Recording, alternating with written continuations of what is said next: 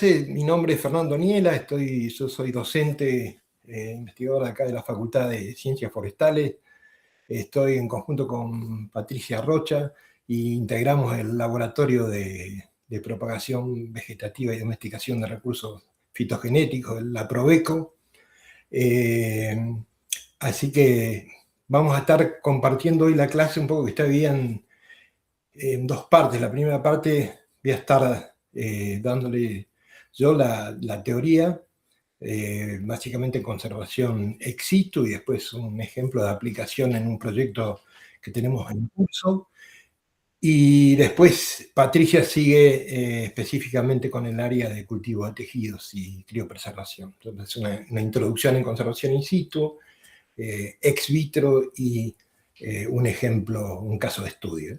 Así que lo que sí, por ahí, como tenemos poquito tiempo, yo voy a avanzar con las clases y ustedes en todo caso tienen preguntas, tomen nota y después al final, cuando termino, vamos a las preguntas y volvemos sobre cualquier diapositiva que quieran ver, pero para darle así continuidad, por ahí avanzamos y no interrumpimos la clase, sí, al final sí. Fue una cuestión de tiempo más que nada, esto de estar así en línea, siempre un poco problemático a veces con la señal y demás.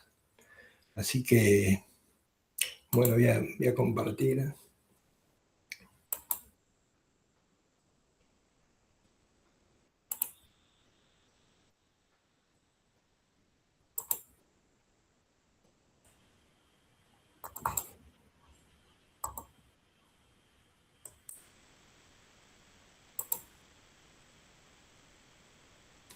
¿Están todos viendo ahí? Sí, profe. Sí. ¿Se ve? Gracias. Bueno, como les decía, conservación ex situ vegetal es el tema de la clase de hoy. Vamos a tener en una primera parte importancia, fundamentos, las tecnologías disponibles, como decía, y luego específicamente las técnicas de propagación vegetativa ex vitro en especies leñosas y las experiencias que tenemos, una experiencia particular acá en el LAPROVECO, y después sigue Patricia con cultivo in vitro y crío. Para hablar de conservación ex situ, siempre lo hablamos como una estrategia integrada, ¿no? Como ven acá en la figura, vemos in situ, todo lo que son áreas protegidas, hábitats naturales, parques provinciales, y de esa estrategia de conservación in situ hacemos la extracción, una muestra para llevar ex situ, es decir, a resguardo, a proteger ese material genético fuera de su hábitat natural, de forma que nos facilite su uso, su protección y proyectos en restauración, domesticación. Obviamente que cuando digo conservación, facilitar su uso, protección y conservación de la diversidad genética, esta extracción implica hacer un muestreo que sea representativo, ¿no? Acá la idea central es tratar de conservar la diversidad genética utilizable y documentable y con trazabilidad tanto como se pueda, ¿no? Así que ahí hay un tema específico con el tema de que ese muestreo sea representativo. Pero básicamente lo que vemos en esta lámina, entonces, siempre in situ, las áreas protegidas, hábitats naturales, parques nacionales, también lo que se conserva en la chacra. Ustedes saben que, por ejemplo, acá, hablando de la realidad de Misiones, realmente los productores siempre tienen 10 o 20 hectáreas, las cuales tienen a un monte nativo, y en ese monte nativo a veces, si hablamos de conservar la diversidad genética, no nos podemos únicamente focalizar en las áreas protegidas, sino que tenemos que entendernos incluso más allá y ir a tratar de abarcar tanta distribución natural como podemos. Así que la definición operativa, entonces, como decía, eso quiero que se graben, que es un conjunto de técnicas. Vamos a ver las opciones que tenemos dentro de las tecnologías de conservación ex situ para mantener, conservar y propagar el material genético fuera de su hábitat natural, ¿no? No se trata solamente de, como decía hoy, no solamente de salvar una plantita en forma individual, sino la meta es retener variación, alelos, genotipos, familias, adaptaciones, ¿no? Eso nos va a dar distintos tipos de accesiones de acuerdo al objetivo que tenemos en el banco que estamos construyendo ex situ, ¿no? De germoplasma ex situ. De forma que eso nos permite reducir riesgos, como ocurre acá, como cuello de botella, material a veces endogámico, pérdida de parentesco útil, ¿no? Por situación de fragmentación continua, por ejemplo, que tenemos acá en la selva paranaense. Como decía, la conservación en paisajes productivos también es importante, en la chacra, en los campos. Hay distintos proyectos que tuvimos a lo largo de los años donde hemos visitado las chacras, por ejemplo, en conjunto con productores, con un proyecto en conjunto con Tabacos Norte, donde visitamos las chacras, los productores tabacaleros que tienen siempre, como les contaba, una porción en su chacra de porciones de monte nativo, donde hay recursos ahí, un conocimiento local, un material muy valioso y del cual, bueno, es interesante ahí tomar muestras en lo posible para hacer conservación ex situ y posteriormente entrar a un programa de domesticación o conservación o restauración. Entonces ahí la clave un poco es conservación, el uso sostenible y beneficios compartidos con quien nos dan acceso a ese material. Bueno, ¿por qué la necesidad de conservar ex situ, ¿no? Cuando hablamos cuáles son los factores que determinan. Bueno, muestro con esta imagen un poco las situaciones que a veces viven, no solamente recién hablé mucho de la selva y recursos fitogenéticos de nuestra selva paranaense, pero también están todos los recursos agroalimentarios, ¿no? Que a través de los años han sufrido los procesos de domesticación muy positivos porque pasamos a tener, como vemos acá en esta imagen, variedades selectas actual, como el caso del mamón, un cultivar de alta productividad, mucha pulpa, ¿no? Y provienen de un mamón silvestre ancestral muy distinto, ¿no? Entonces, acá en el camino hay una pérdida de material, ¿no? De material genético que muchas veces cuando queremos volver a la filogenia ancestral es muy difícil, incluso es muy difícil cruzarlo con el cultivar que ya está muy diferenciado. Entonces ahí hay interés también en volver y conservar esta ancestría de los cultivares más recientes.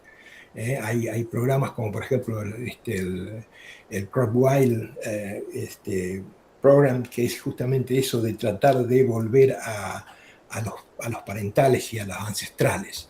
Lo mismo como vemos acá en la banana silvestre, ¿no?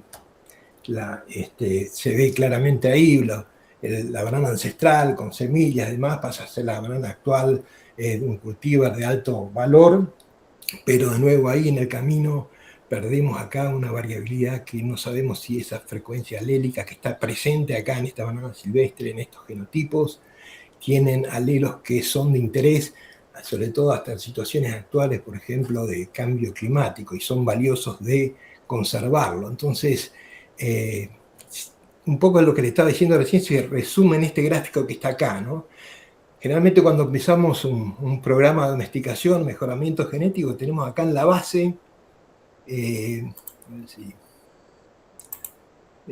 tenemos acá en la base, ¿no? Donde dice amplia diversidad genética, población base, ¿no? A medida que avanza el programa de mejora genética o domesticación con el tiempo, como vemos acá, ¿no? Aumento la calidad genética, como veíamos ahí, la bananita llena de semillas, y acá ya un cultivar muy bueno para el consumo de alta calidad, pero muchas veces ¿qué ocurre? Que la diversidad genética es muy baja, entonces aumenta el riesgo. Entonces tengo una mejora en la calidad y producción de frutos, pero el riesgo en esta situación, si no tengo la capacidad de conservar parte de esta diversidad genética que dio lugar a estos cultivares selectos, entonces ahí es donde me puedo encontrar en problemas como en las situaciones actuales. Sí, este gráfico me parece muy importante porque resume en una sola toma, lo podemos ver varias cosas ahí. Entonces, yo diría que eso está ahí presente en las publicaciones que leímos a leer de Engels y Eber del 2021, que tiene ya 5 o 6 años, pero es una publicación que sigue bastante vigente, ¿no? Postulando eso que esta erosión genética que de alguna forma les comentaba recién y le explicaba en ese esquema, es de alguna forma el detonante histórico del por cual empezó a haber una preocupación de decir, che, bueno, hay que tomar medidas, hay que tomar acciones para tratar de conservar un material que, por los sucesivos procesos de mejora genética, domesticación, es material que se está quedando atrás y se está perdiendo. También, obviamente, por fragmentación del hábitat donde originalmente estaban, deforestaciones, aumento de la frontera agrícola y de muchos factores que ustedes conocen. Entonces, esta erosión genética, el interés es tratar de hacer una colecta para capturar esa diversidad antes de que desaparezca, pasarlos a bancos de germoplasma, ¿no? Conservación ex situ, como decía, con conservación, documentación y acceso para su uso futuro, ¿no? En programas de mejoramiento, restauración y conservación. Entonces, cuando hablamos de erosión genética, es importante considerar ahí, no solamente estamos hablando de pérdida de variación específica, sino de variación intraespecífica o diversidad genética. Porque si no tengo diversidad genética, no puedo empezar, es el insumo básico para un programa de mejora, para un programa de conservación, para dar sostenibilidad a largo plazo a una población. Entonces, no solamente la diversidad específica, sino la diversidad intraespecífica, ¿no? Alelos, combinaciones genéticas, distintas adaptaciones potenciales que pueden haber ahí en esa diversidad intraespecífica. Entonces, a medida que pasa el tiempo, vemos que aumenta esa demanda de variabilidad intraespecífica, porque eso nos da la sostenibilidad ante situaciones de cambio climático, plagas, o incluso de mercado, poder lograr nuevos productos. Esto dio lugar, como les decía, a un marco global que empezó su historia, eso está muy bien narrado ahí en el paper que está subido ahí en aula, en el campus virtual, pero es de nombrar el marco estratégico de la conservación de la diversidad biológica, el Río 92, que marcó un hito, digamos, que fue por primera vez se reunieron ahí 122 países y pusieron el término de diversidad biológica y términos como diversidad genética, diversidad específica, ecosistemas, variedad de ecosistemas, diversidad específica y genética en el mapa mundial, digamos. Pusieron en una discusión política a escala gubernamental en esos 122 países que asistieron. Así que desde ese punto de vista fue muy bueno. Y ahí está, por ejemplo, la meta 8, que se acordó entre todos esos países, conservar al menos el 75% de las especies vegetales amenazadas en colecciones ex situ, preferentemente en el país de origen. ¿Ah? La meta 9, por ejemplo, conservar el 70% de la diversidad genética de los cultivos y sus parientes silvestres, que son estos que decía recién, los crop white relatives, que son que de alguna forma es el ancestral, los crop white relatives y la especie, el cultivar ya muy diferenciado de alto valor. Y bueno, ahí surge un poco la definición ya en esa convención de la conservación de los componentes de la diversidad biológica fuera de su entorno natural, ¿no? Definiendo la conservación ex situ. O sea que toma una dimensión política bastante importante, pero eso está bueno ahí después de revisarlo en el paper, no hay una discusión porque si bien puso en el mapa el concepto, también aumentaron las preocupaciones por proteger cada país, proteger su material genético y de alguna forma el intercambio se vio bastante impedido. Entonces, al verse impedido ese intercambio por situaciones, por límites políticos, en un recurso fitogenético que es global, entonces eso trae problemas, ¿no? Para una estrategia de conservación que sea firme, global y compartida. Bueno, ¿cuáles son las consideraciones para una muestra representativa? Como hablábamos recién en esa primera imagen que les mostré, ¿no? Es decir, pasar de esas áreas protegidas in situ con distintas características, ¿no? Porque puede haber componente herbáceo, leñoso, ¿no? Plantas autógamas, plantas alógamas, plantas herbáceas, plantas leñosas. Esas son todas consideraciones que voy a tener que tener para para conformar una muestra representativa en un programa de conservación ex situ. ¿Por qué? Porque una planta alógama, como son la mayor parte de las especies leñosas nuestras, de los árboles de nuestra selva paranaense y los árboles leñosos en general, son alógamos, ¿no? Eso nos da una estructura genética espacial determinada que me obliga a tener en cuenta ese factor en el muestreo que voy a hacer. Y las plantas autónomas, por otro lado, tienen otro tipo de estructura genética por ser justamente esa propiedad de autopolinizarse, una estructura genética particular. Entonces, y bueno, si es una especie leñosa, por otro lado, ciclos reproductivos largos, especies herbáceas anuales, son todas consideraciones a tener en cuenta. Y obviamente el tipo de semilla, que es el componente semilla, es un componente fundamental para la conservación del germoplasma. Entonces, ese muestreo, construir una colección representativa, ¿qué significa? Bueno, ¿cuántas poblaciones voy a mostrar, ¿no? Si tengo, de acuerdo al objetivo que tengo, ¿no? Depende de la diferenciación genética que tenga esa estructura genética en el espacio y en el tiempo. O sea, en el espacio, cómo la frecuencia alélica y genotípica se distribuye en el espacio de esa especie que estoy tratando de conservar su diversidad intraespecífica, pero también cómo se transmite de generación en generación. Eso tiene que ver con alogamia, autogamia y demás. Entonces, ¿cuántos individuos? Esos son los factores, depende de alelo, parentesco, objetivo, a qué distancia colectar. Por ejemplo, estoy hablando de plantas alógamos, como en componente leñoso, árboles, hay que evitar, como son plantas alógamas, muy común que ocurra alto grado de parentesco en mis colectas, entonces esa colecta a futuro no va a tener sostenibilidad, porque va a tener problemas de endogamia a futuro.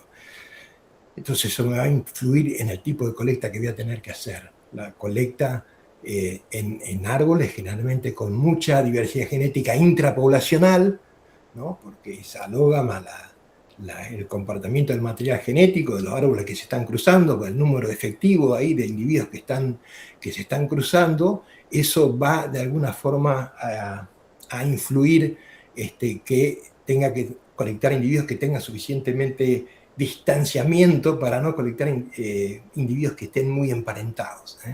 Son todas cosas que voy a tener que tener en cuenta para el registro y hacer una trazabilidad de todo el material como está acá. Entonces, cuántas poblaciones, individuos, distancias colectables y el registro, ¿no? Una muestra muestrear mal puede producir una colección que sea ordenada, pero genéticamente puede estar sesgada. Entonces, conocer ahí. Entonces, eso nos da también al concepto de accesión, ¿no? Que es una accesión, es una muestra identificada de germoplasma, ¿no? Con código, origen, trazabilidad y estrategia de conservación. Entonces acá es una...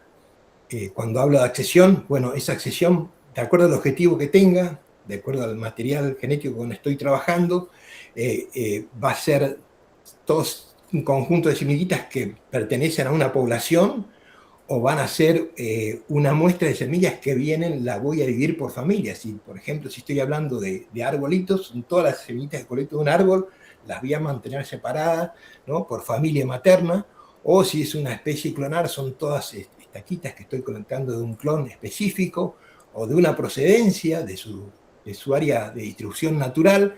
Eso tiene que estar especificado en la accesión, en el registro y la trazabilidad del material.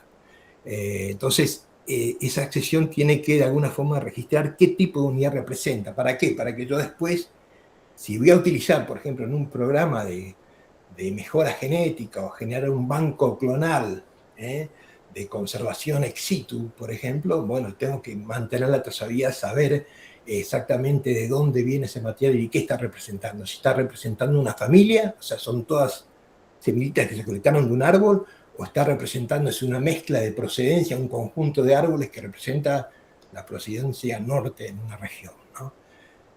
Entonces ahí está la pregunta crítica, ¿no? La accesión conserva alelos, genotípica, familias, clones, o una combinación de ellos, ¿no? Entonces no equivocarse ahí con el tema de accesión, ¿no? Pues la población representa semillas de varios árboles madre, una mezcla así, una estructura conocida, la familia materna, semillas de una planta madre, confundir familia con población, ahí eso es importante, digo, bueno, estoy conservando todas las semillitas por árbol, manteniendo la trazabilidad, un clon, si es un cítrico, una mandioca, la procedencia material, como decía, de una zona geográfica, o un cultivar específico, que también son interesantes en los programas con distintos objetivos en los programas de mejora genética, ¿no? Y como decía, autógamas versus alógamas, ¿no? En el caso de alógamas, como decía, la mayor parte de los especies leñosas en general son alógamas, en buena parte de nuestras especies acá nativas, por ejemplo, e incluso exóticas de rápido crecimiento, como pino, perito, son todas especies alógamas. Entonces, eso influye después en el tipo de muestreo que tengo que hacer y cómo voy a usar ese material y cómo voy de alguna forma visualizar esa estructura genética y muestrear. Lo mismo que las plantas autónomas, que son líneas más homogéneas, ¿no? Más similares a una planta clonal, porque van con el tiempo generando prácticamente líneas puras, fijando de las determinadas características. Entonces, ya hay el muestreo por líneas o accesiones. En cambio, acá en las alógamas, bueno, es tener en cuenta más poblaciones y árboles madres, ¿no? De alguna forma esto está medido con marcadores moleculares, se construyen estas medidas de diferenciación intra o interpoblacional. Justamente por ejemplo, seguramente muchos de ustedes conocen estos índices como el FST o GST, que marca la diferenciación intrapoblacional o interpoblacional.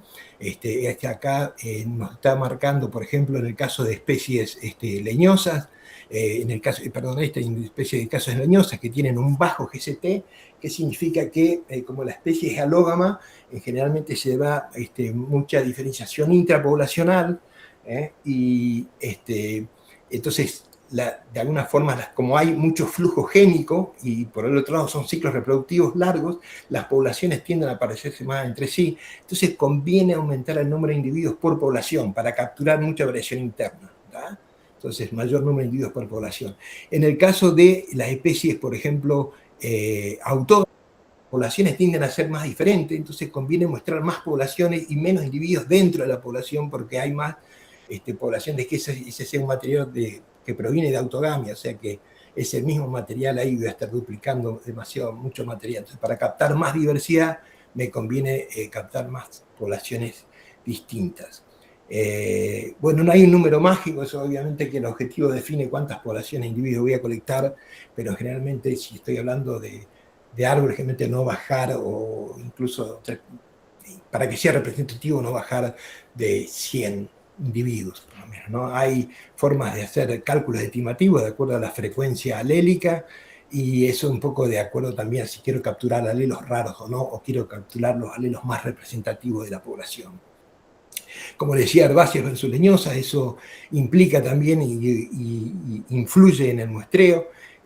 La biología de la especie determina la estrategia del muestreo, como decía, bueno, herbáceas, ciclos cortos, regeneración rápida, facilidad de multiplicar por semilla, leñosas, ciclos largos, juvenilidad, plantas grandes, necesidad de hacer propagación vegetativa. Bueno, en el caso de frutales, forestales, la planta mala puede ser un único genotipo de mucho valor.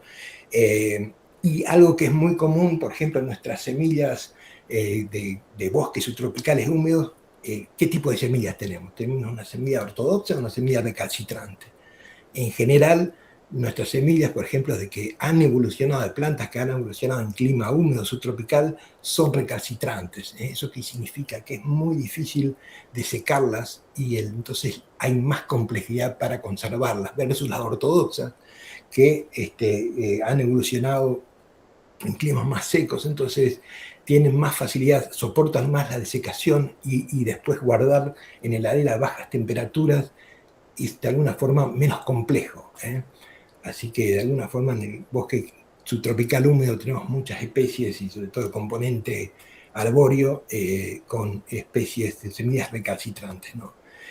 Por ejemplo, acá una aplicación en análogas mixtas de frutales nativos leñosos, ¿no? Nosotros estamos trabajando con Eugenia niflora, Eugenia involucrata y Plinia, ¿no? Cerela, Pitanga y Jabuticaba, el nombre común. Un muestreo pobre sería 1000 semillas de 3 árboles cercanos, ¿no? Algo que muchas veces se comete ese error porque en los programas de restauración muchas veces se hace eso, porque tengo los arbolitos ahí cerca del vivero que está trabajando en el programa de restauración, entonces colectar muchas semillas del mismo árbol y encima si son cercanos, eso sería un muestreo pobre, ¿no? Incluso para un programa de conservación y de restauración, porque es muy probable que estén muy emparentados. Entonces ahí, ¿cuál sería un muestreo robusto? Bueno, 30, 50 árboles madres separados, por lo menos 150, 200 metros, y tener varias poblaciones, ampliar la distribución natural. Eso me va, de alguna forma, a hacer un muestreo mucho más robusto y captar mucho más la diversidad intraespecífica, manteniendo siempre la identidad de la planta madre. Cada familia aporta diversidad y trazabilidad para los bancos, después para los ensayos de progenie y selección. Eso es fundamental, mantener la trazabilidad de la planta madre, cada una de las plantas madres que hago la colecta. Bueno, ¿cuáles son las opciones y técnicas de conservación ex situ vegetal? ¿Cómo decido? Ahí de alguna forma recuerdo lo que había dicho al principio, ¿no? Cuando hablamos de conservación ex situ vegetal es un conjunto de técnicas, herramientas disponibles, ¿no? Y que para elegir eso va a depender del material vegetal con el que estoy trabajando, si tengo especies que tienen semillas recalcitrantes o ortodoxas, y de los objetivos que tengo. Si tengo objetivos de conservar esa semilla por un corto plazo, ¿no? Meses o un año, simplemente por una cuestión logística, operativa, o estoy pensando en un mediano y largo plazo. Eso también me va, de alguna forma, determinar qué tipo de tecnología voy a usar. Bueno, ahí en la caja de herramientas ex situ, ¿no? que tenía, como decía, este conjunto de tecnologías disponibles, de alguna forma está el banco de semillas, es guardar semillas a baja temperatura, menos 20, menos 5 grados, depende también ahí del corto o largo plazo, y en caso de semillas ortodoxas, por ejemplo, como le decía, que son las semillas que soportan la deshidratación, se deshidratan a un 5%, es una deshidratación buena. Esa deshidratación se puede guardar después en heladera a largo plazo, a menos 20, por ejemplo. Es una semilla que es ortodoxa, puede soportar años ahí. De hecho, la mayor parte de los bancos de germoplasma utilizan esta técnica porque es la técnica más barata, más fácil, de alguna forma de lograr. Bancos famosos, por ejemplo, como el Svalbard de Noruega, es prácticamente todo semillas ortodoxas, ¿no? Y es frío y semillas ortodoxas. Bueno, si ya tengo semillas recalcitrantes, bueno, ahí tengo que pensar en bancos a campo, porque ya guardarlo como semillas es más difícil. Sí se están desarrollando técnicas para semillas recalcitrantes, pero muchas veces de alguna forma son técnicas que me sirven para el corto y mediano plazo, en términos operativos, para un banco activo, guardar la semilla un tiempo hasta que se instale un determinado ensayo, de alguna forma logística operativa, anda bien. Pero si no, tengo que ir a campo, a un banco clonal, por ejemplo, como se hace normalmente muchas con las especies leñosas, instalar injertos. Por ejemplo, el injerto es una técnica muy, muy valiosa para conservar. Tomar muestras, tomar ramets, ¿no? Como se llama a la púa, digamos, de distintos árboles madres, y con copias de cada uno de los arbolitos también, y después todo se hacen injertos, entonces instalan un huerto clonal. Es un huerto, un banco clonal, en el cual estoy conservando genotipos vivos, ¿no? La planta viva. O si no, programas como hacemos nosotros, trabajamos mucho con la técnica de mini estaquías, mini cepas, en las cuales en un espacio relativamente reducido puedo mantener plantas madres para propagarla en forma vegetativa a través de la estaquía. Y si es entonces en las especies recalcitrantes, pero más aún siendo un poco más eficiente, puedo ir a in vitro, es decir, donde hago cultivo de tejido. Eso un poco Patricia le va a contar ahí las opciones que tenemos. Nosotros tenemos un laboratorio de cultivos vegetales acá en la Facultad de Ciencias Forestales. También hay acá un banco de semillas acá en la facultad, un banco activo, de corto y mediano plazo. Y después también están las técnicas, sí, ya pensando en el largo plazo, en las técnicas de crioconservación, ¿no? Que ya tengo que tener también eso, Patricia les va a contar, así que no me explayo mucho más. También puede ser la conservación de polen y obviamente, si se puede, tengo la posibilidad de hacer extracción de ADN para después hacer trabajos de marcadores moleculares, poder marcar la trazabilidad del material con el que estoy trabajando. Es fantástico, ¿no? Marcadores como SNPs o microsatélites, fantástico. Lo puedo hacer después incluso para proyectos a largo plazo de selección genómica y más. Es una tecnología que se está desarrollando de forma muy rápida. Entonces, la tecnología correcta de usar esta caja de herramientas ex situ, entonces va a depender de la biología de la especie, ¿no? Fundamentalmente eso estamos, como decía, semillas recalcitrantes o semillas ortodoxas, del objetivo que tengo, si tengo un objetivo de mejoramiento, restauración o conservación, y el horizonte temporal. O sea, estoy pensando en el corto o mediano plazo o estoy pensando ya en el largo plazo, 100 años, 200 años, mantener ahí la crioconservación, por ejemplo, es un método fantástico.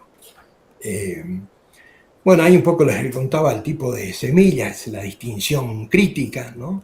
Y hay una matriz de decisión, ¿no? Como tienen acá, digo, tengo, la especie produce semillas, ustedes saben que también hay muchas veces especies que están, hay que rescatarlas directamente, porque hay especies que es una, de alguna forma es un síntoma de, a veces, de endocría, que la especie empieza a no cumplir su ciclo reproductivo, o cumple su ciclo reproductivo, pero produce semillas vanas, o produce semillas con muy, muy baja porcentaje de germinación. Entonces, ¿la especie produce semillas? Sí, ok, produce semillas, no hay problema. Ahora, ¿son recalcitrantes? Sí, son recalcitrantes, entonces tengo que ir por cultivo in vitro, por banco de germoplasma a campo, por crioconservación. Ahora, ¿no son recalcitrantes? Bueno, esta es, como decía, la más sencilla de alguna forma, es la ruta ortodoxa, es no recalcitrante, almacenamiento convencional en banco semilla, o sea, hacer desecación de la semilla y a frío, o 5 o 20 grados, de acuerdo a las características de la infraestructura que tengo disponible. Entonces, si la especie no produce semillas, también ahí tengo que ir, entonces, propagarla en forma vegetativa, ¿no? Tomar una muestra de hoja por un proceso organogénico, embriogénico o multiplicación vía axilar, o si no, si logro obtener alguna semilla, esa semilla la puedo multiplicar vía mini cepas, mini cates, o sea, utilizar técnicas de propagación vegetativa. Entonces, de alguna forma, esa matriz ahí de decisión está ex situ, de acuerdo al comportamiento de la semilla, es fácil de interpretar, ¿no? El límite ahí, un poco como muestra la figura, ¿no? El límite fisiológico de los bancos convencionales es justamente este factor, si una semilla ortodoxa o recalcitrante, y es entonces cuando la semilla es recalcitrante o intermedia, ¿no? El banco de semillas deja de ser la solución principal, y entonces tenemos que ir a soluciones un poco más complejas, a veces por el espacio, por el mantenimiento, en el caso del campo, banco clonal, o crioconservación costosa al principio para desarrollar el protocolo de conservación, después el mantenimiento sí es más barato, o in vitro, que es una situación intermedia.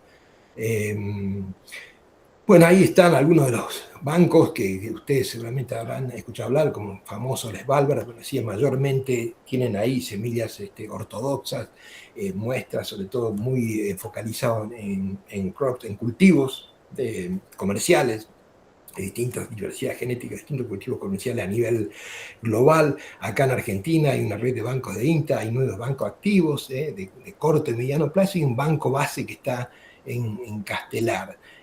Bueno, los jardines botánicos obviamente también se han transformado, como el Millennium Seed Bank en Kew Gardens, ahí en Weyhurst tienen es interesante porque Weyhurst es un banco que está dedicado exclusivamente a semillas de flora silvestre, a diferencia de Svalbard, que va más a floras de cultivos comerciales.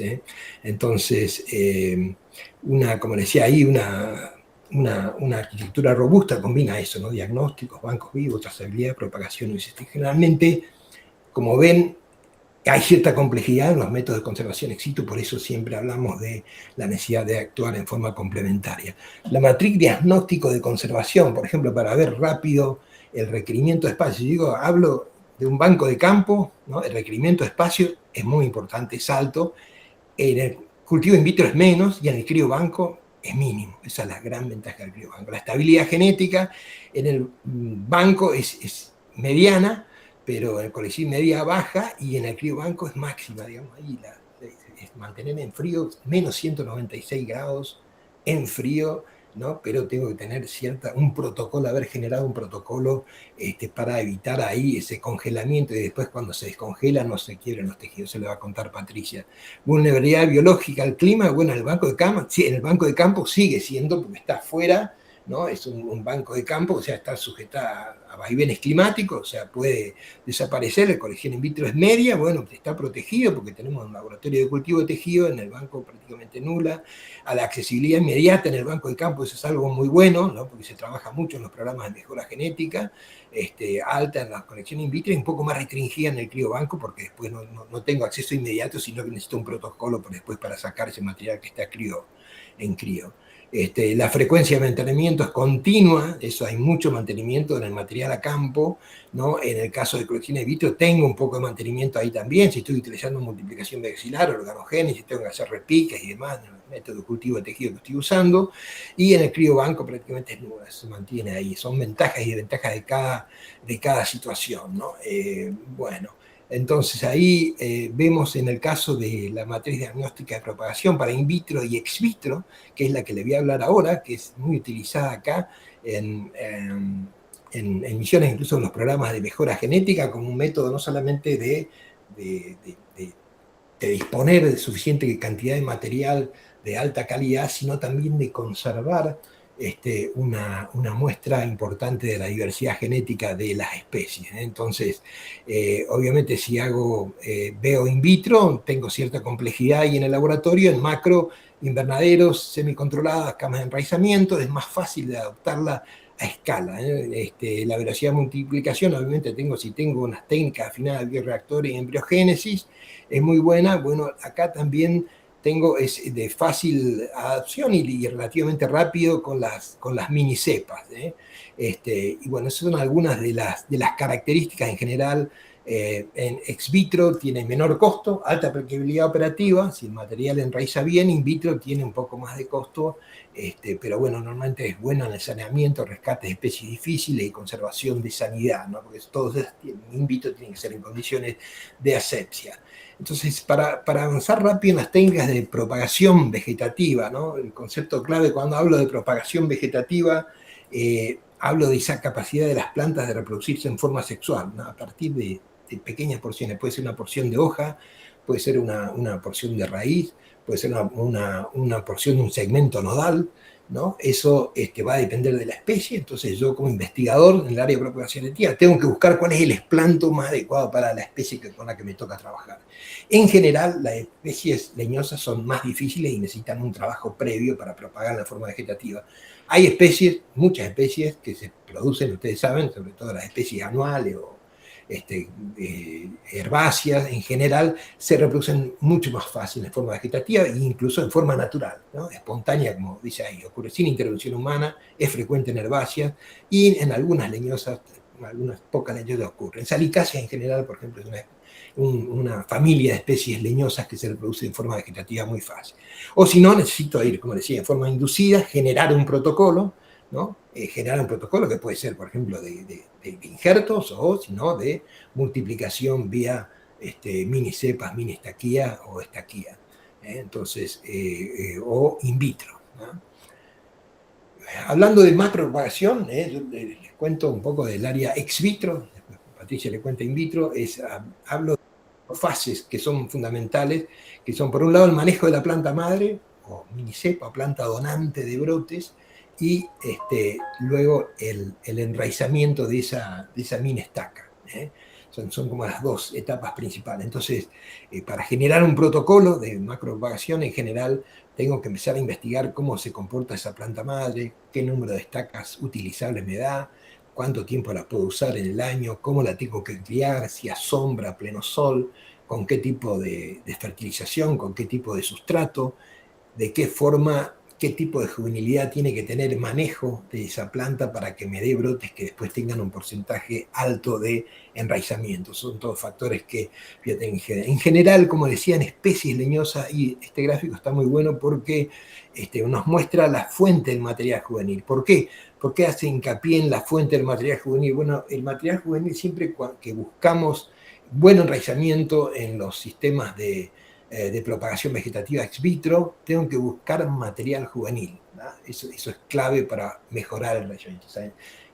Hay especies leñosas que naturalmente son difíciles de enraizar, entonces tengo que buscar cuáles son los factores que hacen, que facilitan ese proceso, ¿no? Entonces, si yo voy y colecto, como ven acá, un árbol, voy y colecto una porción de una rama de la parte apical esto es un árbol adulto o arbusto, y colecto una rama, aunque parezca juvenil, de la parte apical del árbol, eso va a ser un material adulto, ¿tá?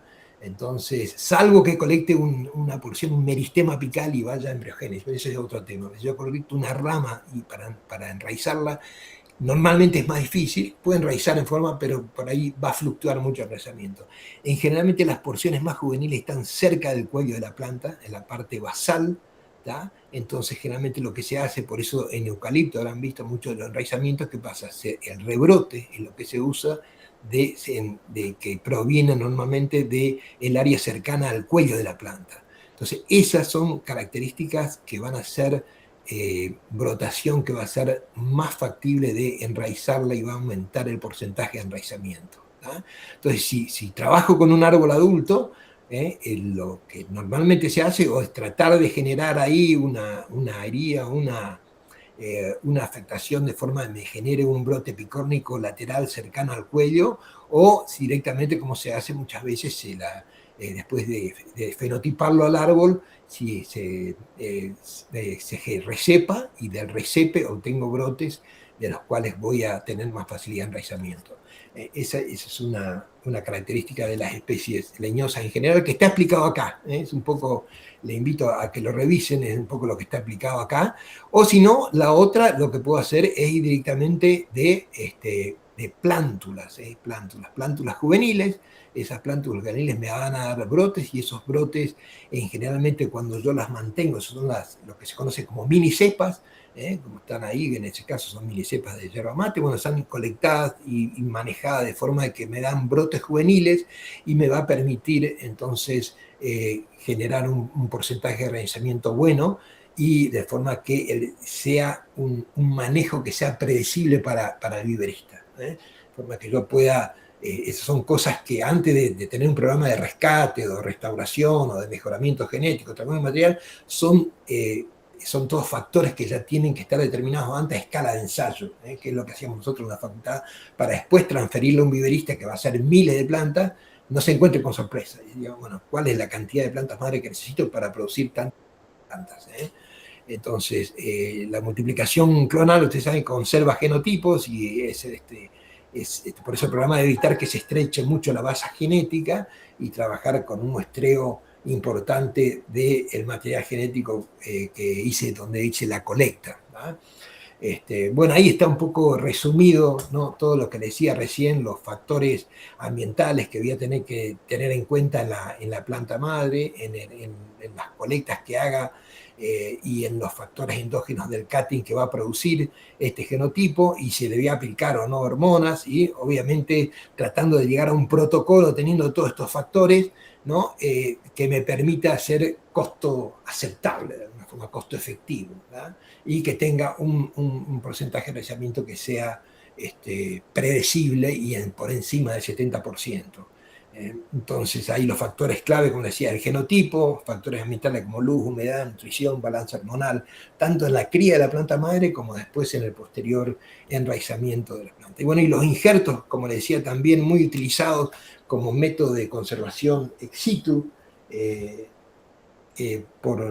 porque son técnicas que no solamente me permite copiar el material del cual tomé la púa, sino también en el caso de especies leñosas con ciclos reproductivos largos, conservo el material, conservo ese genotipo, que es un genotipo valioso por distintas razones, porque desde el punto de vista mejoramiento genético o porque estoy rescatando una especie que está ahí vulnerable, esa estaca también me florece antes normalmente, porque esa púa sí la obtengo de la parte superior del árbol y la puedo injertar como pie en un pie juvenil. Pero después, si el injerto es exitoso, ese injerto va a tener la edad del árbol de la púa de la cual colecté, o sea, va a ser como un arbolito adulto y me va a florecer antes. Por eso se instalan los huertos clonales, son una estrategia muy, muy importante de acelerar los ciclos reproductivos, que son muy lentos en especies leñosas, y es muy bueno, no solamente para mejoramiento genético de una especie, sino también para conservación y para tener un banco a campo con una colección de genotipos que cubran una amplia distribución natural de la especie con la que estoy trabajando. Es un método, como decía, bancos a campo, como se ven ahí en la foto. Y bueno, ahí está un poco narrado todo lo que les expliqué recién. Ahora le voy a contar, a ver, para no cumplir mi hora y no alejarme más de la hora, le voy a contar el desarrollo de protocolos de propagación vegetativa que ex vitro en la Proveco, en la facultad. Como decía, el ciclo operativo normalmente que tiene en cuenta esto en la cría de una planta donante de brotes de minicepas, que la tengo que manejar de forma de que siempre me dé brotes juveniles que después de cosechado en un invernáculo que tiene que tener determinadas características, como por ejemplo de microaspersión, y generar un protocolo de enraizamiento alto, un porcentaje alto, que después esa planta se pueda adaptar a condiciones de campo sin problema. Entonces, como ven acá, este proceso, ¿no? Si lo comparo con cultivo in vitro, conservación, es mucho más simple, esa es la ventaja que tiene, y es más fácilmente adoptada por el viverista. Es decir, el viverista lo que necesita tener un sector de cría de las plantas madres, que en algunos casos puede necesitar una media sombra o no, obviamente con el conocimiento del protocolo adecuado de qué sustrato usar, qué fertilización y el manejo de copa para que genere brotes juveniles, ¿no? De acuerdo si es una conífera o una latifoliada, la cosecha o estaca de la ministeca, y después sí una infraestructura que quizás es lo más costoso, una infraestructura de invernáculo, que si es una especie con cierto grado de dificultad de enraizar, se mejora mucho con las condiciones ambientales, dándole una microaspersión o condiciones de foggers, normalmente de humidificación ambiental, y con una placa que yo pueda reprogramar y programar el riego, en general, y con un buen sustrato y manteniendo la trazabilidad del material. Generalmente hemos llegado a tener protocolos muy, muy interesantes para muchas de nuestras especies nativas e incluso las especies exóticas como pino. Entonces, tener repetidas cosechas de material juvenil, manejo nutricional, sanitario, hídrico, lumínico, y manteniendo la identidad familiar o clonal, ¿no? Como vemos acá, es que se ve bien, muestro esta foto en las coníferas porque es donde esta fue una plantita de 6 meses de pino que fue decapitada, y fíjense, quebrar la dominancia apical y la minicepa cómo se comporta y da brotes acá muy juveniles, que está dado la juvenilidad por las acículas, mayor presencia de acículas que de fascículos, y fíjense los brotes muy cerca del cuello de la planta. O sea, esas son las características de una estaca ideal que después va a ser un alto porcentaje de enraizamiento. Como ven acá, quebrando la dominancia, eso es clave, y lo más cerca del cuello de la planta. Bueno, estos también fueron protocolos que hemos desarrollado a partir de la experiencia inicial que hemos tenido con pino en yerba, por ejemplo, una planta madre donante, minicepa, distinto al manejo, porque acá ya no tenemos, no es la quiebra de la dominancia apical es muy, muy marcada en pino, y generalmente necesitamos uso de estacas secundarias en el pino. Entonces son todas estacas primarias, como veía acá en la foto anterior. Acá ya empiezo a usar estacas secundarias porque la tasa de la quiebra de la dominancia apical pide otro tipo de brotación, pero funciona muy bien en mini estaquea y utilizando estacas de primero, segundo y tercer orden. Y acá, como ven, el enraizamiento en el vernáculo vivero y una estaquita enraizada que me permite de esa forma amplificar un material genético que estoy rescatando o un material genético que es de alta calidad. Entonces, de alguna forma, es como conformar un banco clonal. Esto que ven acá es un banco clonal en construcción de mini cepas, en las cuales tenemos acá Eugenia volucrata, Eugenia niflora y Plinia cauliflora, que son 3 especies que estamos trabajando en un programa de domesticación. Entonces, como ven ahí, están, creo que vamos a tener la oportunidad de hacer la visita a ustedes, de visitar nuestro laboratorio de cultivo de tejidos y visitar también nuestro banco de mini cepas en construcción, trabajando con frutales nativos, que tenemos un programa de mejoramiento genético y conservación en marcha.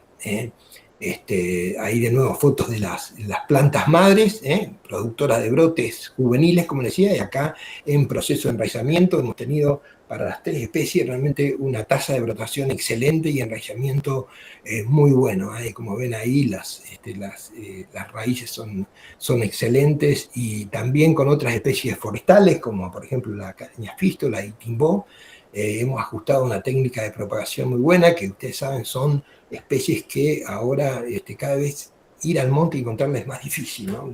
Cubrir, tener distribución natural, ¿no? Es muy importante. Si puedo colectar semillas de distintas áreas de distribución natural, después traerlas al vivero, hacer minicepas y tener ahí un banco de minicepas, siempre son cosas muy buenas. ¿Por qué? Porque después quiero volver a ese árbol y pues algo posiblemente ya no está más. Sabemos que está sufriendo nuestra célula una fragmentación más continua. Entonces son técnicas relativamente baratas y efectivas cuando queremos conservar. Ahí está la ministaquía de Peltophorum dubius en cañafístola, también generando esto de Naca seloviana, que es un frutal nativo nuestro, que también ha respondido muy bien. Fíjense ahí los valores, como se ven acá, de tratamiento juvenil o adulto, sobrevivencia y enraizamiento, ¿no? Cuando es apical adulto, ¿no? Fíjense cómo baja, y cuando estoy trabajando con material juvenil, cómo sube el porcentaje de enraizamiento. En la caseloviana es un frutal nativo que está muy subutilizado. Sin embargo, en Uruguay, en el sur de Brasil, en Nueva Zelanda, ya tienen cultivares que son realmente muy interesantes, están dando un uso, una utilización, y con esa utilización también se conserva, también tiene que ver con la conservación. Cuando se utiliza, se termina conservando.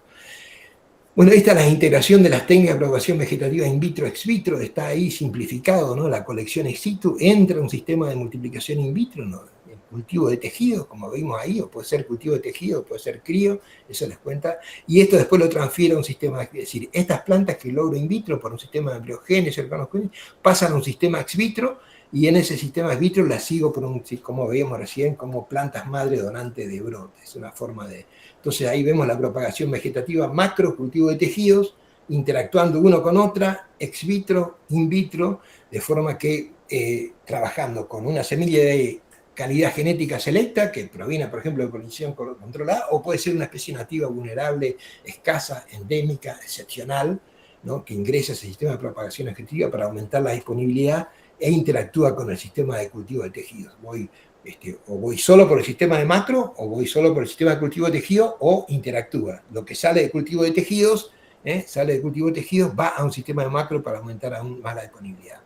Son todas técnicas que se aplican, se aplican a escala operativa, por ejemplo acá en las empresas forestales de la región, y digamos, cada vez más se está empezando a aplicar también en especies vulnerables y de conservación de la diversidad genética, ¿no? Bueno, ¿y todo para qué? Para aumentar la disponibilidad de material genético, rescate de material vulnerable, programa de restauración o conservación ex situ. Bueno, ahí está un poco un resumen de todo lo que decíamos recién, de las utilidades que tienen estos sistemas.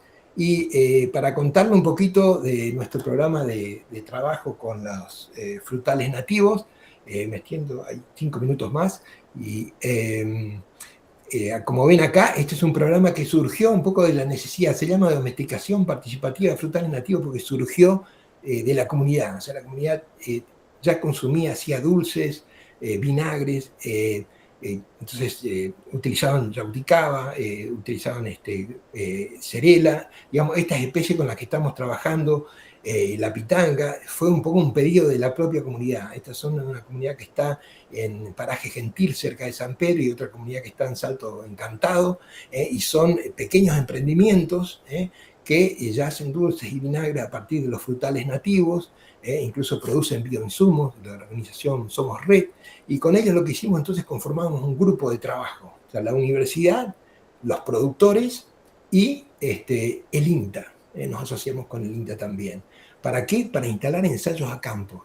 E iniciar un proceso. Ustedes saben que estamos, nosotros acá, todos estos frutales nativos vienen de regiones que están siendo cierto grado de amenaza por la vulnerabilidad, por el aumento de la frontera agrícola, cambio climático y demás, y somos uno de los hotspots, como está acá esta famosa publicación de Norman Myers, que ya tiene sus años, pero sigue muy vigente, y acá está el Brazil Atlantic Forest, nosotros seríamos como el monte bosque atlántico interior, ¿no? La selva paranaense, y bueno, acá dentro de esta selva paranaense es el hábitat de todos estos frutales nativos, que cada vez hay menos árboles silvestres en el monte, se tiende a cosechar siempre el mismo árbol, eso a futuro trae problemas, eso implica pérdida de variedad genética, endogamia, lo hace más vulnerable tanto para domesticación como para restauración, es un material que se subutiliza de esa forma, entonces, ¿cuál es la solución? Fue conformar un núcleo asociativo. Eso es lo que nos presentamos a una convocatoria en el 2023,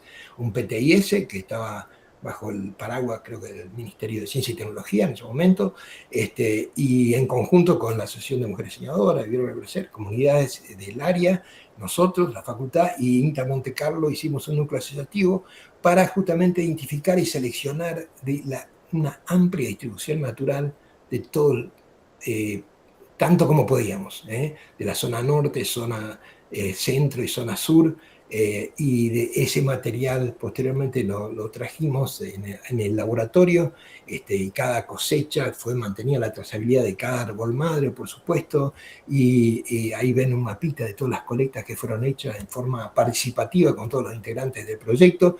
Hicimos biometría y calidad de esos frutos, en total se recolectaron 12.000 frutos de 80 árboles madres seleccionados de las 3 especies, y se analizaron peso de frutos y semillas, rendimiento en pulpa, contenidos solubles en pulpa, en los grados BRICS, ¿no? 30 árboles madres, bueno, trabajando en conjunto con becarios y tesistas, y conformamos esta base de datos, como ven ahí, peso de frutos, peso de semillas, grados BRICS, ¿no? Y bueno, se encuentran ya a nivel morfológico, fíjense, Eugenia involucrata, la cerela, la diversidad que hay de frutos, ¿no? Que encontramos de diversidad intraespecífica, ¿no? En tamaño, color, y bueno,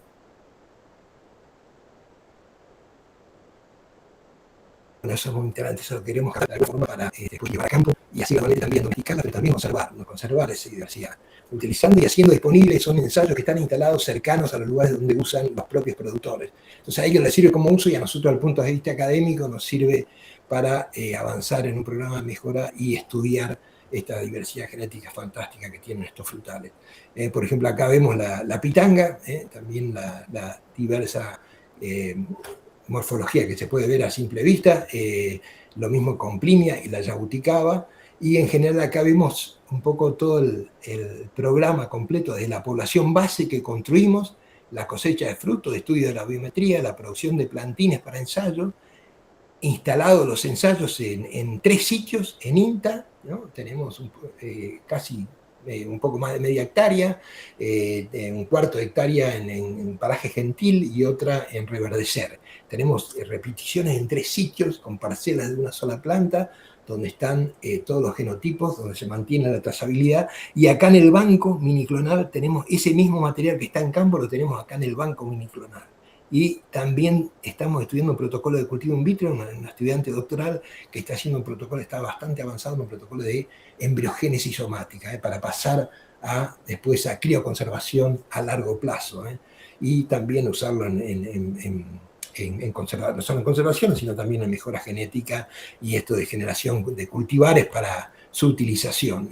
Y en ese, perdón, acá no les mostré, también tenemos el banco de miniclonal, y bueno, sí, manejo de minicepa, enraizamiento, banco miniclonal, como ven ahí estamos viendo, trabajando con las mini estacas y caracterizando la morfología de las estacas para identificar bien cuáles son las morfologías de la estaca que mejor grado de enraizamiento tienen. En general tuvimos un enraizamiento muy, muy bueno a los 2 meses, como generalmente se espera en especies leñosas, y ahí está un poco la colección de las plantas madre, como se ven, está en riego por goteo, creando, manteniéndolas siempre juveniles en macetitas chiquitas, de forma que nos ocupen menos cantidad de espacio.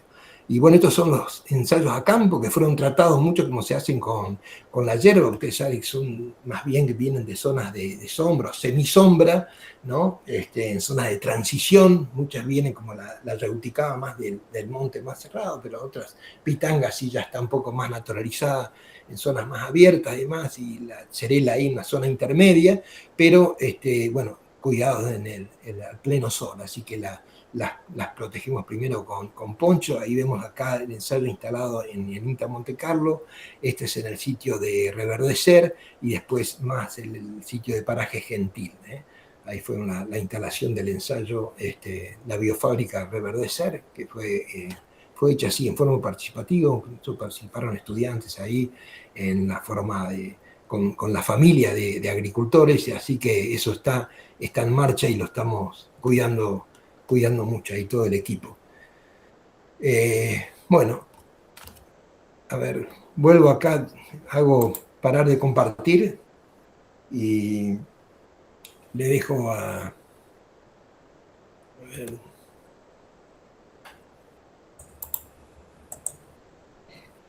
Bueno, no sé si están ahí todavía, pero tuve que ir. Sí, creo que sí, habría un rato para que si quieren aprovechar a hacer consultas del tema que abordaste. Sí, si quiere vamos a consulta ahora antes de que vos arranques o no sé, como Claro. quieras.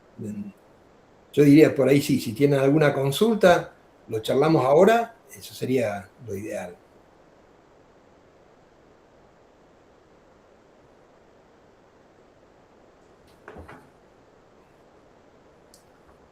No hay consultas, estamos.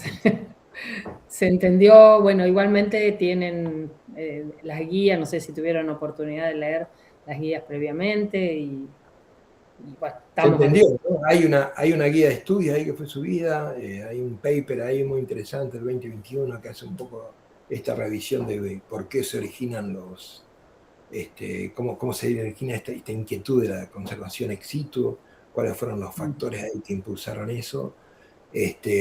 Y bueno, nada, así que si tienen consultas, pueden hacerlo en cualquier otro momento o cuando quieran. Desgraciadamente nunca es tan fácil así, haciendo por esta forma virtual. Siempre preferiría en forma presencial, pero bueno, nunca fue. Bueno, si no tienen consultas ahora, me la pueden hacer en otro momento.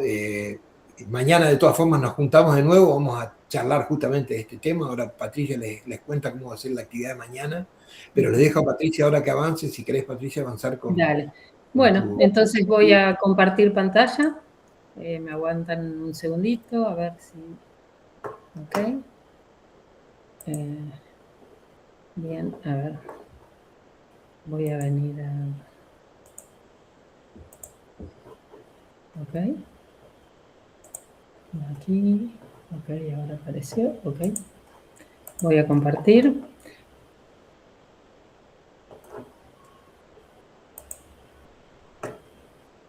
¿Me cuentan si están viendo la pantalla? Se ve, profe. Sí. Buenísimo, gracias chicos. Bueno, entonces como le comentó Fernando, vamos a pasar a la segunda etapa de clase en donde nos vamos a ocupar de aquellas semillas, aquellas especies que tienen inconvenientes para la conservación en los bancos de semillas comúnmente utilizados, específicamente para las semillas ortodoxas, es decir, aquellas semillas que pueden ser almacenadas a menos 20 grados centígrados y que pueden ser desecadas hasta por lo menos un 15% de la humedad de estas semillas por un largo periodo de tiempo, incluso por más de 100 años. Lamentablemente, como les explicó Fernando, no todas las especies se comportan de esta manera, no todas las especies tienen semillas ortodoxas. Entonces surgen lo que se denominó a partir del año 22, Pence y otros colaboradores definieron lo que se conocen como especies excepcionales. y entonces generaron una metodología o una matriz para diagnosticar cuáles son este tipo de especies excepcionales, qué características fisiológicas tienen, que hacen que sea imposible conservarlas como se puede hacer en banco de semillas en el caso de las semillas ortodoxas. Entonces, se consideran a qué una especie se la considera excepcional por su comportamiento fisiológico para la conservación a largo plazo, cuando, por ejemplo, tienen problemas para la producción de semillas o tienen una producción muy crítica de semillas. Saben que cuando uno tiene un banco de semillas y las conservas, cada tanto tiempo tiene que hacer una verificación de la viabilidad que está almacenada. Entonces, si yo parto con una muestra muy, muy pequeña de semillas en el banco, por más que a lo mejor tolere la desecación y tolere el enfriamiento, es muy probable que me encuentre con un cuello de botella y en un momento no pueda seguir controlando la viabilidad o me quede sin semilla almacenada. Entonces ahí estaría perdiendo una ascensión por esta causa. Por eso, aquellas especies que no producen semilla o producen cantidades limitadas, son consideradas entonces, entran dentro de la matriz de diagnóstico de especies excepcionales. Por el otro lado están aquellas que directamente, que son las que denominamos recalcitrantes porque no son tolerantes a la desecación ni al congelamiento a largo plazo a menos 20 grados centígrados. Y por el otro lado están aquellas semillas que tienen una latencia profunda, que no se la puede mejorar. Son especies que requieren diferentes tiempos, pueden ser de meses a años, de almacenamiento en algunas condiciones que podrá ser o baja temperatura o oscuridad para poder llegar a la germinación. Esto trae aparejado que si yo la tuviera en un banco de semilla, cada vez que necesite hacer un testeo de viabilidad, no voy a saber cuánto tiempo requiere esa semilla para observar su germinación o puede llevar demasiado tiempo. Por lo tanto, también este tipo de especies que tienen este tipo de semillas con latencia profunda se las considera dentro de aquellas especies excepcionales y que van a requerir, por lo tanto, la aplicación integrada de técnicas de cultivo de tejidos que van a permitir, o por un lado, la conservación a corto o mediano plazo, siguiendo algunas metodologías que permiten detener el crecimiento o generar un crecimiento lento, lo cual permite que dentro del banco de tejidos requiera el mínimo, la mínima labor dentro del banco. Y por supuesto que la técnica por excelencia que uno prefiere desarrollar para este tipo de especies es la crioconservación, porque es la única tecnología que nos permite conservarlas en forma indefinida. Entonces, volviendo un poquito a lo que ya le mencionó Fernando, como les dije recién, las especies excepcionales requieren la integración del cultivo de tejido y también la crioconservación. Vamos a definir en forma breve lo que es un cultivo de tejido. El cultivo de tejido es el cultivo de porciones de tejido, de células u órganos vegetales en medios nutritivos que han sido formulados apropiadamente para el cultivo de este tipo de tejidos, a los cuales les llamamos explantos. Estos medios nutritivos, como vamos a ver luego, están conformados con concentraciones definidas de macro y micronutrientes, carbohidratos, vitaminas y otros suplementos, como pueden ser los reguladores de crecimiento, necesarios para que se pueda establecer un explanto que se obtiene tanto que provenga de campo, también como de explantos que provienen de semillas que uno germina in vitro. Este cultivo se tiene que hacer en condiciones de asepsia. Tenemos que, por un lado, formular una metodología de desinfección del tejido. Por el otro lado, tenemos que esterilizar todo el material que se utiliza para el cultivo in vitro, desde los medios nutritivos, los frascos que se utilizan, pinzas y todo el material, y desarrollarlo con alguna infraestructura específica, como vamos a ver ahora.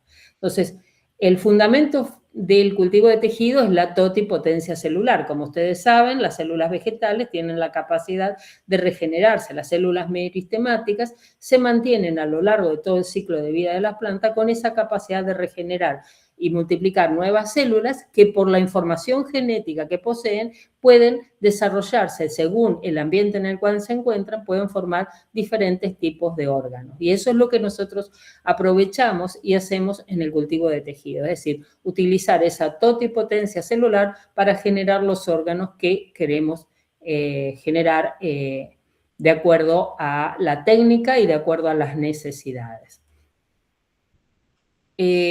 Como les decía, para desarrollar este cultivo de tejido necesitamos, por un lado, equipamiento mínimo e infraestructura mínima, ¿no es cierto? En lo que es, ustedes cuando visiten el laboratorio van a ver que tenemos un área de preparación de medios en los cuales tenemos autoclaves, fundamental, porque tenemos que esterilizar todo el material con el cual trabajamos, tenemos que tener balanzas de precisión, tenemos que tener pHímetros para ajustar el pH de los medios nutritivos, de manera que aseguremos que las plantas puedan absorber los nutrientes disponibles en el medio, tenemos que tener destiladores para poder destilar el agua y tener un agua pura que no tenga ningún residuo de ningún nutriente que pueda, digamos, inhibir o pueda interactuar con los nutrientes que nosotros estamos específicamente incorporando en el medio nutritivo.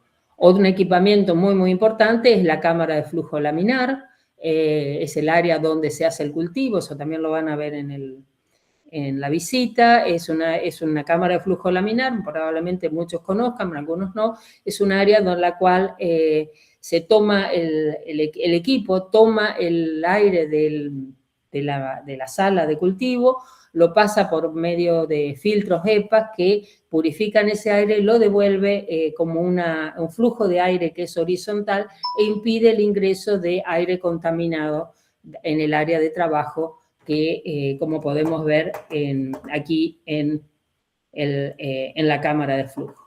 Otro requerimiento importante en cuanto a infraestructura es tener las cámaras de crecimiento, las cámaras de crías, donde podamos controlar la calidad de la luz, el fotoperíodo y las temperaturas. Cada especie tiene sus requerimientos específicos y las diferentes etapas del cultivo también pueden requerir diferentes calidad de luz, como así también diferentes fotoperíodos. La composición del medio nutritivo en líneas generales, como les decía, tenemos sales inorgánicas, macro y micronutrientes, compuestos orgánicos, como fuentes de energía para incorporar una energía adicional, ya que los cultivos de tejidos, por la intensidad de luz que reciben, no llegan a hacer una fotosíntesis 100%, por lo tanto la energía se la proveemos a partir de hidratos de carbono como sacarosa, azúcar de mesa incluso, por supuesto los reguladores de crecimiento, es decir, aquellas hormonas que dirigen el destino celular como auxinas o citoquininas, vitaminas, aminoácidos y por supuesto si es un medio sólido, la incorporación de agar o fitagel para que este medio se pueda mantener sólido y contener a los cultivos sin que se ahoguen. Dentro de la multiplicación in vitro podemos considerar diferentes fuentes de plantas, podemos partir de semillas y simplemente hacer el cultivo de estas semillas, germinarlas y entonces vamos a obtener plantas que son de progenies sexuales porque vienen directamente de la germinación de un embrión o de una semilla que simplemente ha sido cultivado in vitro para darle la posibilidad de germinar. Hay muchas especies que tienen, por ejemplo, nosotros hemos tenido experiencias con una palmera, con Butia nobliqui, que tiene muchos problemas para germinar la semilla en condiciones normales, en condiciones ex vitro, pero cuando uno extrae el embrión y lo cultiva in vitro, germina en muy pocos días y con un alto porcentaje. Entonces, esto realmente facilita es una forma de, por ejemplo, generar plantines en una forma mucho más rápida y efectiva. Otro tipo de cultivos que utilizamos es el cultivo de meristemas, que es una forma de obtener un esplanto con células meristemáticas listas para remultiplicarse y regenerar plantas que serían copias exactas en todo caso, ya cuando hablamos del punto B, C y D, ya estamos hablando de lo que es una regeneración de una progenie asexual, lo que garantiza la identidad de ese cultivo con respecto a la planta donante de ese tejido. Podemos cultivar directamente segmentos nodales o yemas, o también podemos cultivar otros esplantos como son los segmentos de hojas, callos, segmentos de cotiledones, todos considerándose en este caso progenies asexuales. Dependiendo del esplanto y también dependiendo de la técnica, hay 3 posibilidades o rutas de multiplicación in vitro. Está la micropropagación vía axilar, que como vamos a ver, se hace a partir de yemas preexistentes. Hay regeneración de brotes, pero no son brotes adventicios, son brotes que se regeneran a partir de una yema que ya estaba destinada a producir esos brotes.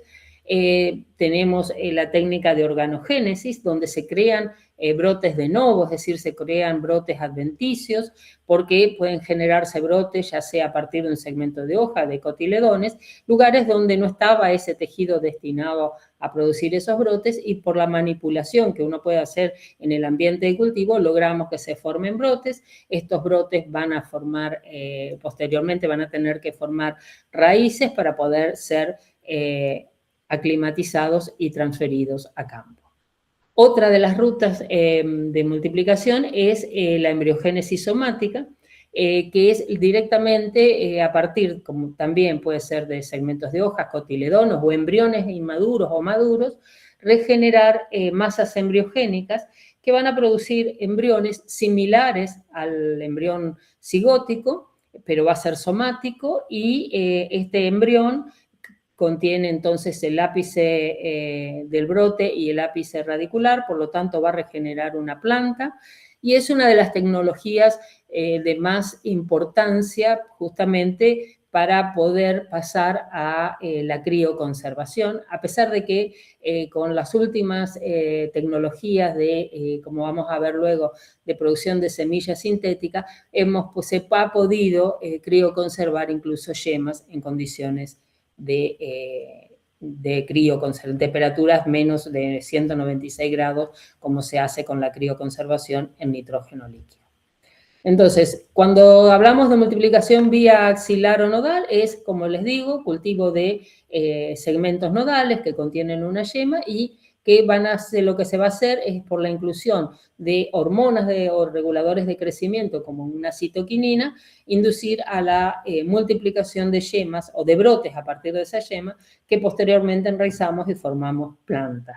Es una de las técnicas que garantiza la identidad y la estabilidad del material, porque no pasó por ninguna fase de formación de callos que si uno mantiene por demasiado tiempo en un estado desdiferenciado, puede alterar la identidad, podría considerarse, no es algo común, pero podría alterar la fidelidad genética del material. En este caso se garantiza la fidelidad genética.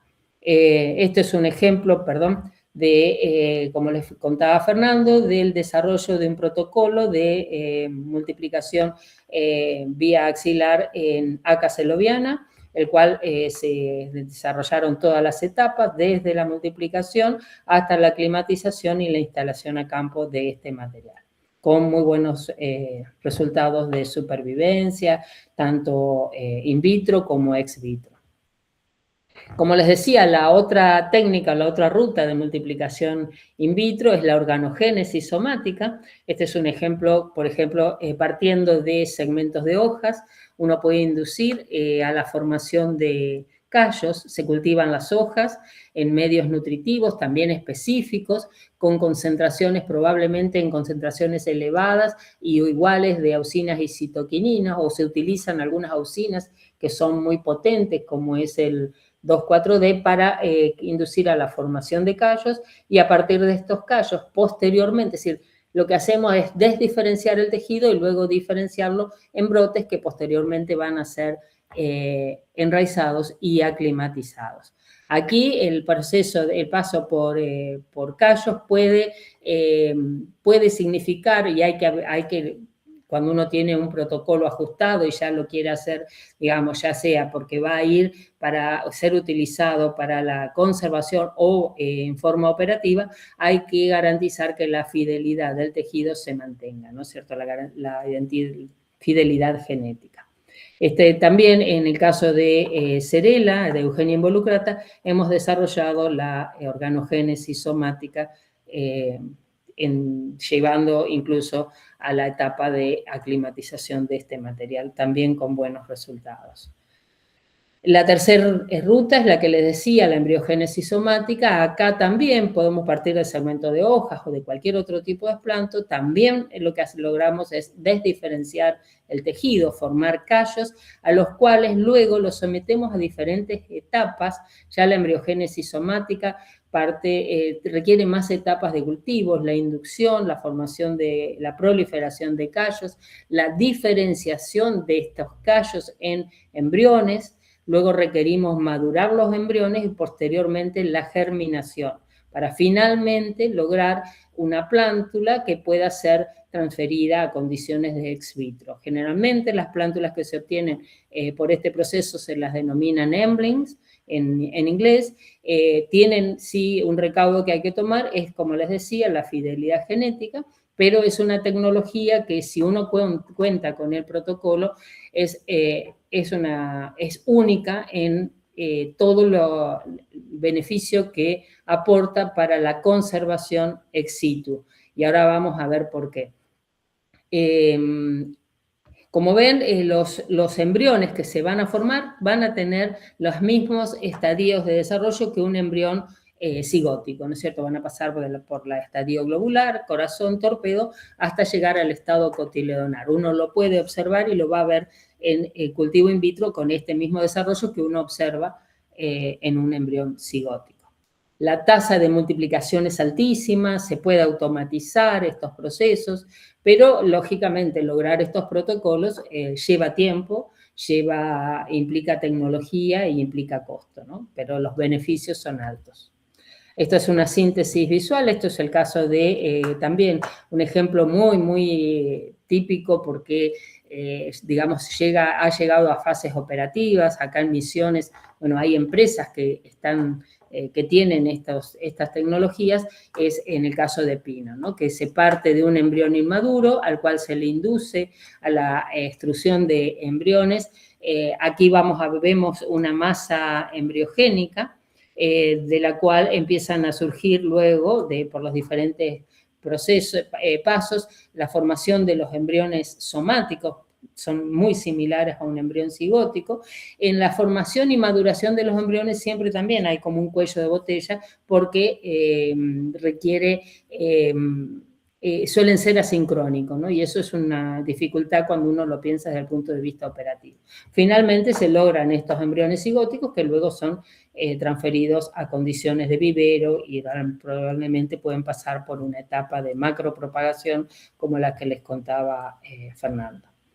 Nosotros desarrollamos esta tecnología llegando hasta la fase de la diferenciación bipolar del embrión partiendo con tejidos de caña fístola. No hemos podido avanzar de esta etapa, todavía vemos el embrión, pero al excisarlo mueren, entonces son etapas que hay que continuar abordando. Y también se ha desarrollado esta misma tecnología, una de las becarias del laboratorio, como les decía Fernando, para Plinia. La estrategia de la embriogénesis somática es la crioconservación, ¿no es cierto? La conservación a largo plazo por la inmersión del material del tejido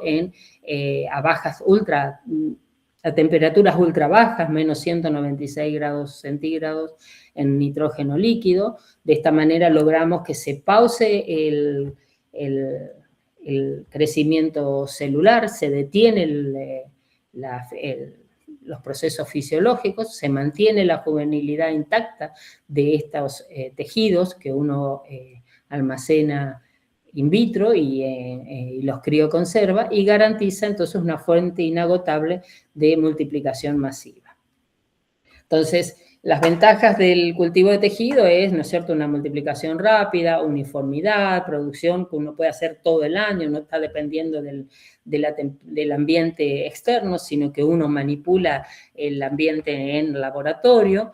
Se permite propagar o material selecto o material que está comprometido en sus ámbitos in situ, y es un apoyo fundamental para la conservación y también para el saneamiento de tejidos.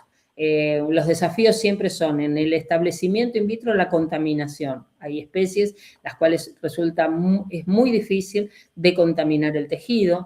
A veces tenemos problemas de oxidación fenólica que impide el éxito del establecimiento de estos tejidos. Hay algunos tejidos que, sobre todo cuando son de plantas adultas, tienen muy baja respuesta. Por supuesto, es más costoso que una técnica, que un banco clonal a campo, que la macropropagación, y por supuesto mucho más caro que un banco de semillas. Requiere otra infraestructura y los protocolos deben ser ajustados específicamente para cada especie y a veces para cada genotipo. Ahora, ¿cómo integro esto con la conservación a mediano plazo? ¿No? A veces, de acuerdo al presupuesto que tiene una institución, puede utilizar el cultivo de tejido y mantener bancos de conservación a mediano plazo, y entonces se puede utilizar el cultivo de tejido para este propósito. En este caso, lo que uno trata es de inducir a que haya un crecimiento lento in vitro, de manera de que los subcultivos que se tengan que realizar sean mínimos.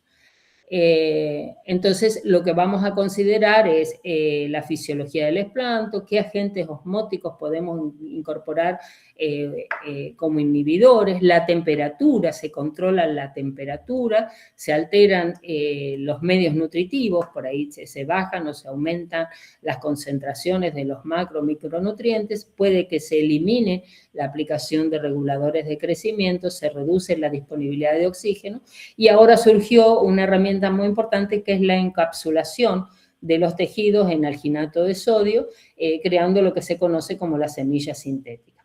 Cuando hablamos de las temperaturas, siempre lo que uno trata de provocar es bajar la temperatura al máximo que el tejido pueda soportar para mantenerse vivo, pero no crecer, no multiplicarse. Normalmente las temperaturas que se utilizan en las cámaras de crías van de 24 a 27 grados centígrados.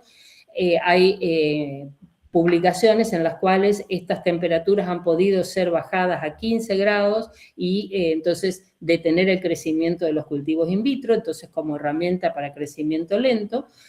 También reducir la intensidad lumínica o directamente cultivar en oscuridad por un periodo determinado es otra de las estrategias para detener el crecimiento, así como cambiar los reguladores de crecimiento, reducir sus concentraciones, aumentar la presión osmótica por el agregado de, por ejemplo, sacarosa, sorbitol, cambiar la composición nutricional del medio nutritivo, reduciendo sus concentraciones, incorporar algún inhibidor de crecimiento químico como la hidracina maleica o ácido abscísico, que también ayuda a detener ese crecimiento. Entonces, para el crecimiento lento lo que hacemos es una modulación de disminución de temperaturas en rango que la especie lo permita, reducir la iluminación, no inhibirla, cambiar las condiciones nutricionales y de suplementos, y aumentar la presión osmótica de manera de extender los intervalos entre subcultivos y crear así los bancos de germoplasma de mediano plazo. Como les comentaba, la encapsulación y desecación surgió como una herramienta muy eficaz para poder, por un lado, mantener a mediano plazo sin subcultivos los meristemas que cultivamos, pero por el otro lado, como una herramienta intermedia entre lo que es el cultivo de tejido y la crioconservación, porque la encapsulación de los tejidos ha permitido que los mismos puedan ser desecados y previo a la crioconservación y tener incluso la capacidad de crioconservar tejido, como puede ser una yema, en tanques de nitrógenos líquidos y no recurrir solamente a la embriogénesis somática. ¿En qué consiste de estas semillas sintéticas? Es tomar el esplanto que querramos, pueden ser hojas, pueden ser segmentos o yemas, o pueden ser segmentos de raíces, los cultivamos en medios nutritivos, generamos los brotes in vitro que estén estériles y los sometemos a una matriz de alginato de sodio y cloruro de calcio para formar lo que se llama una gota que tiene adentro el esplanto y se considera como una semilla sintética, la cual puede, como les decía, o mantenerse en cámaras de crías con bajas temperaturas y baja iluminación a mediano plazo, o ya combinarlos con la crioconservación para conservación a largo plazo. Este es un ejemplo de semillas sintéticas de Eugenia involucrata de Cerela que desarrollamos en el laboratorio y se han logrado mantener estas semillas sintéticas por 4 meses a 4 grados centígrados en cámaras de cría con un resultado, con una regeneración de brotes y luego plantas con muy buenos resultados. El hecho de contar con las semillas sintéticas permitió también avanzar hacia la deshidratación de estos tejidos para realmente poder posteriormente crioconservar. La deshidratación se puede hacer por inmersión de estas semillas sintéticas en medios de deshidratación osmótica o también por medio de deshidratación física, ya sea con sílica gel o en cámaras de flujo laminar. Esto es un ejemplo de la viabilidad de esta metodología, ¿no es cierto? Como les decía, podemos partir de segmentos nodales que encapsulamos en estas matrices y que posteriormente las podemos volver a regenerar cultivándolas en medios y generar nuevas plantas. Esta es una publicación en Sauce, en el cual generaron matrices para encapsular con doble capa de alginato de calcio, doble capa de matriz de alginato de calcio y también incorporación de medio nutritivo y carbón activado, lo cual ha permitido con éxito la regeneración de plantas y puede ser esta metodología luego combinada con la crioconservación. Entonces, cuando hablamos de conservación a largo plazo en estas especies excepcionales, necesitamos aplicar las criobiotecnologías, ¿no es cierto? Y eso implica mantener estos tejidos a temperaturas ultra bajas en tanques de criopreservación y de esta manera podemos almacenar a largo plazo.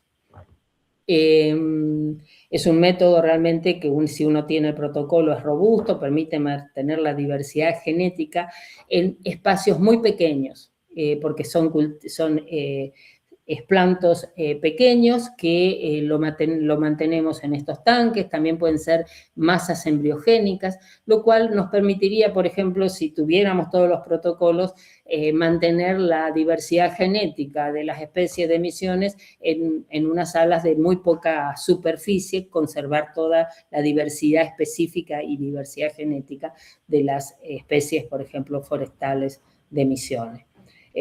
Acá lo que vemos son los tanques de crioconservación en los cuales se insertan las varillas o los microtubos para crioconservar. Hay protocolos de crioconservación, se han estudiado para una gran cantidad de especies agrícolas y también en especies forestales. Como les decía, bueno, es mantener los tejidos a menos 196 grados centígrados.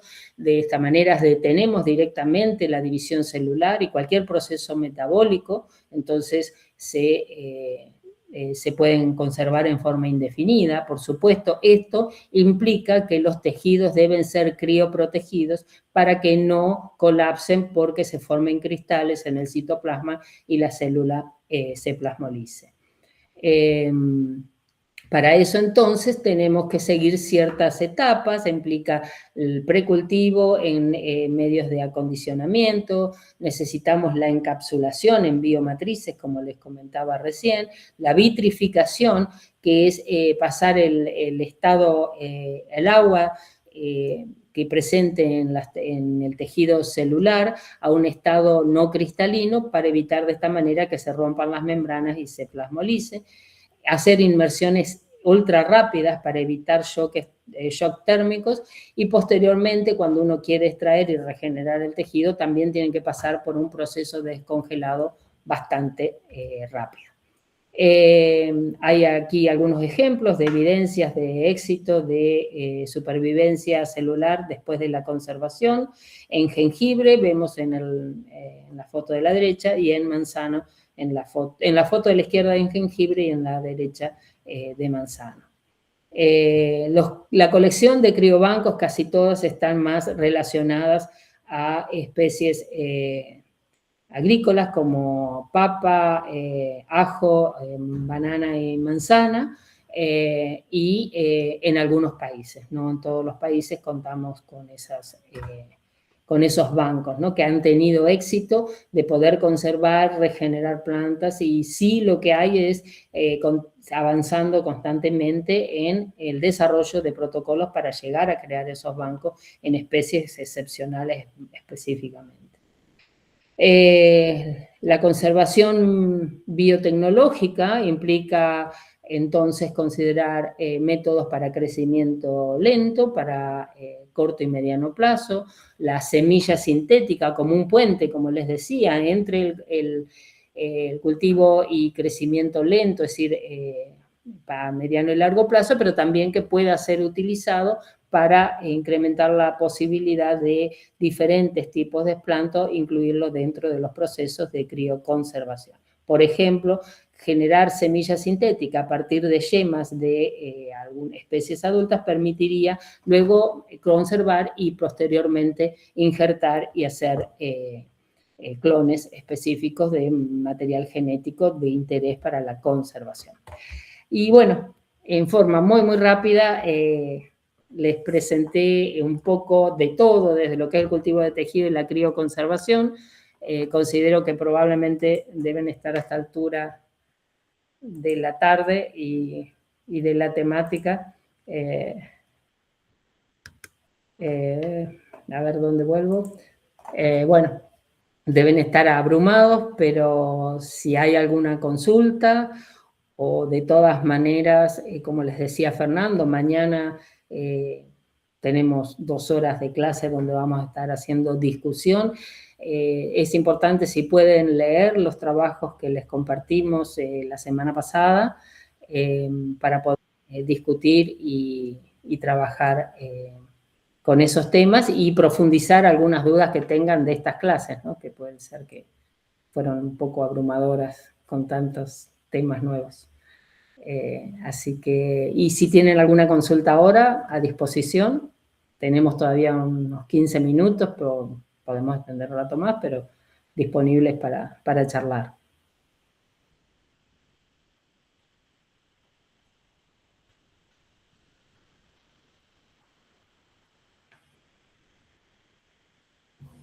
Bueno. Buenas tardes, profe. Bastante interesante la clase y me hizo acordar a un curso que hice allá en mi época de estudiante en el profesorado. Manejo y conservación de semillas nativas acá de Misiones. A mí me tocó trabajar con la jabuticaba. Y bastante interesante el tema de cómo tratar a esta semilla porque decía que era muy se desecaba muy rápido y tenía todo un tratamiento que había que hacerle.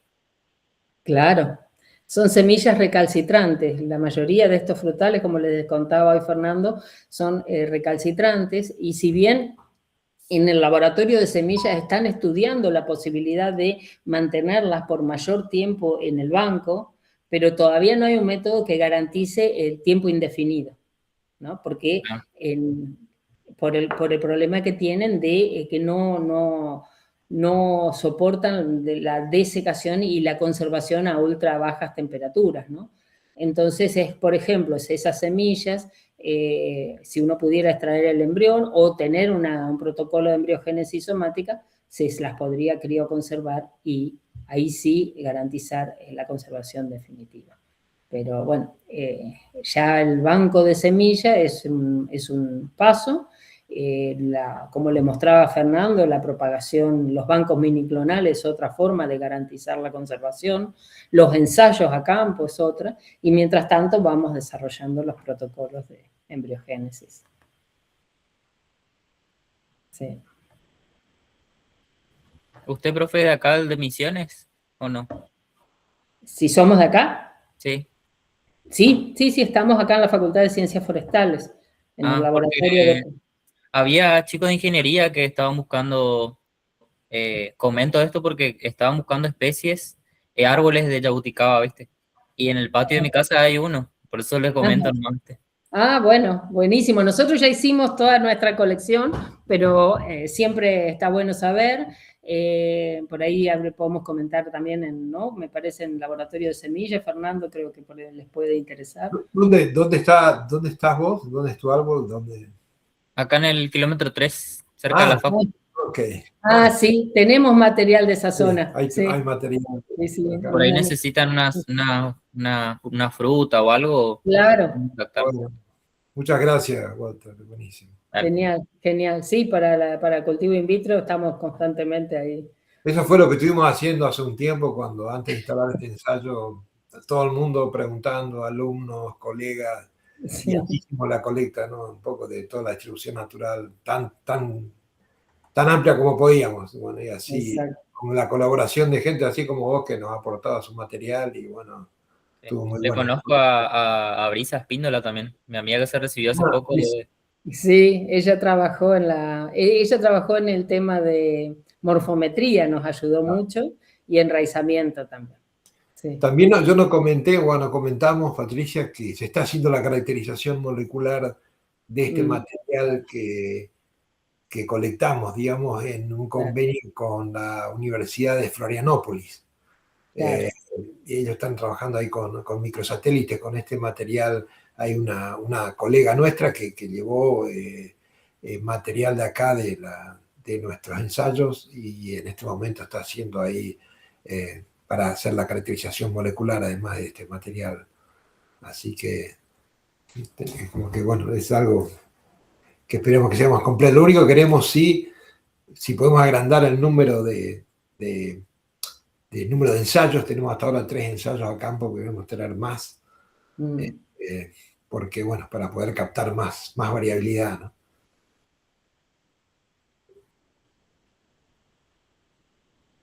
Profe, una consulta. Sí. ¿Ustedes tienen experiencia trabajando con rescate de germoplasma en obras de alto impacto que incluye el desbroce y extracción de árboles marcados? ¿Tienen algún tipo de experiencia? ¿Qué opinas al respecto de esa medida? ¿Es realmente eficiente o no como una medida de impacto ambiental? ¿Cuál? Sí. A ver, contame, ¿cuál sería la pregunta? No sé si entendí. Si consideran que es como una medida de conservación, entre comillas, ex situ, para áreas que se modifican, en las que se identifican especies que están amenazadas y requieren un rescate de germoplasma como medida de mitigación de impactos. Sí, yo creo que, en mi opinión, sí, digamos, vos decís, son árboles, es un área que de alguna forma se deforestó, se cortaron los árboles por algún emprendimiento. Entonces, antes de realizar esa corta de los árboles, colectar material, germoplasma, para llevarlo a rescate. Esa es un poco tu Sí, consulta. Claro, Claro, una estrategia de conservación ex situ. sí. es Yo un creo que tipo de sí, conservación éxito. es un ¿Y tipo les de parece, conservación. o sea, y tienen experiencia ustedes en algún proyecto en particular que o está más enfocado a reservas, no tanto actividades de proyectos de desarrollo, ese tipo de implementación de medida de mitigación? No, no específicamente con un área así que fue alterada, como decís vos, de un área particular por un emprendimiento, pero de alguna forma lo que estamos haciendo con muchas de las especies que trabajamos es un rescate porque son áreas que fueron intervenidas de distintas formas. Por ejemplo, es un área en la cual se aumentó el área de trabajo de, ¿cómo se dice?, frontera agrícola. Entonces es un impacto, o sea, donde antes había monte, ahora hay una plantación de tabaco, hay una plantación de pino, hay una plantación de una monocultura de hierba, por ejemplo.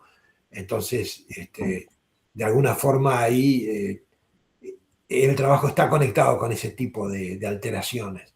Y ya te digo, ahí, bueno, depende de la especie que se ha alterado ahí, lo ideal es tener una idea, a ver qué tipo de semillas tienen, si tienen un protocolo de trabajo para trabajar in vitro, producen semillas, ya están en edad de reproductiva, podemos colectar semillas, transformarlos en mini cepas y multiplicar los mini cepas, mini cutting en la técnica de propagación in vitro, que es la más accesible, y después a largo plazo, como les contaba Patricia, partes de tejido de ese árbol que entren en un protocolo de cultivo in vitro o criogénesis más compleja para largo plazo, ¿no?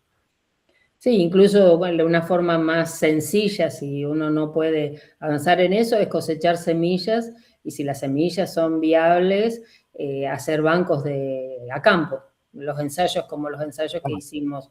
Entonces ya ahí te asegurás que lo estás conservando de alguna manera ahí y luego podrás continuar con otras herramientas para pensar en una conservación a largo plazo. Siempre la conservación ex situ es un complemento, como dijo Fernando, a la conservación in situ, pero es una forma de rescatar y es viable.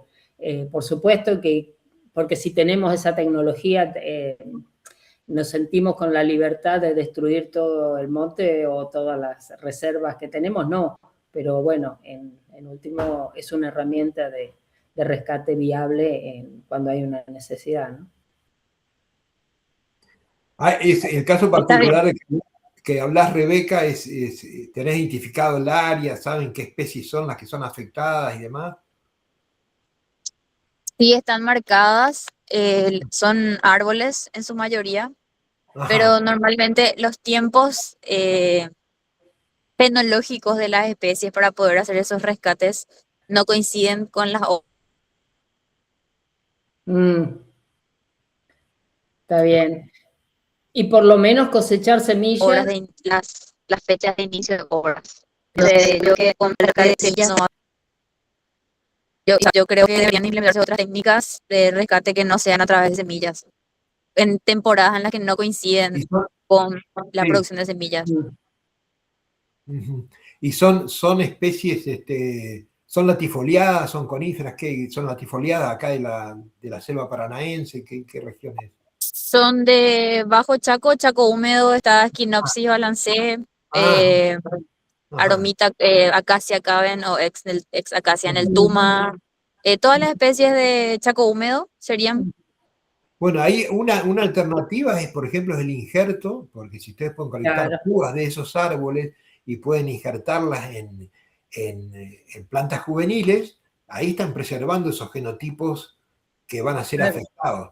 O si no, otra forma es, si esos árboles son cortados, es evaluar si tienen recepe.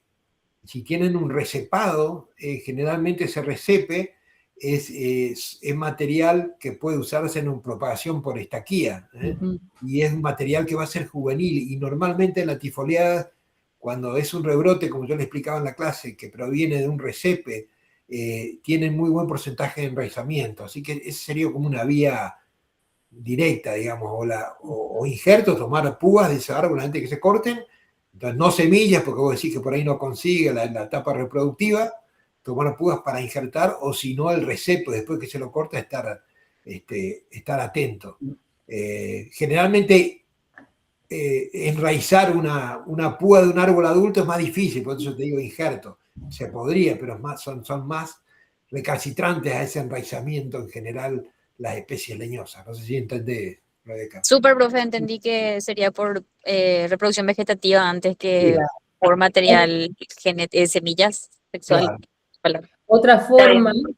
que a veces se ha utilizado, por ejemplo, en sauces, es cortar las ramas de estos árboles adultos, llevarlos a invernáculos, colocarlos en sustrato en forma horizontal o vertical, forzarlo a que broten y ese rebrote ponerlo a enraizar. Eso también puede ser una metodología, digamos, en el apuro de hacer una copia exacta de cada uno de esos individuos que tenés en el área afectada. Es decir, hay que tratar lo que se pueda y sí. Y sí, es que es complejo porque cada especie tendrá su técnica. Claro. Y como una Sí. forma de recomendación de medida de mitigación, famoso se pone en rescate de germoplasma, pero no se consideran las técnicas reproductivas en ese rescate y la fenología de las especies y demás. O sea, podría ser una técnica espectacular de rescate, de conservación ex situ, pero metodológicamente hablando no está considerado dentro de los tiempos. Entonces, Claro. por ahí va Sí. también el desafío, ¿verdad? Pero agradezco mucho, o sea, me pareció muy interesante la clase y ese punto de vista, ¿verdad? Del forestal, que todo bien con la conservación, pero hay que prever estas cuestiones Claro, para proponer esto. exacto, Claro. totalmente. Sí.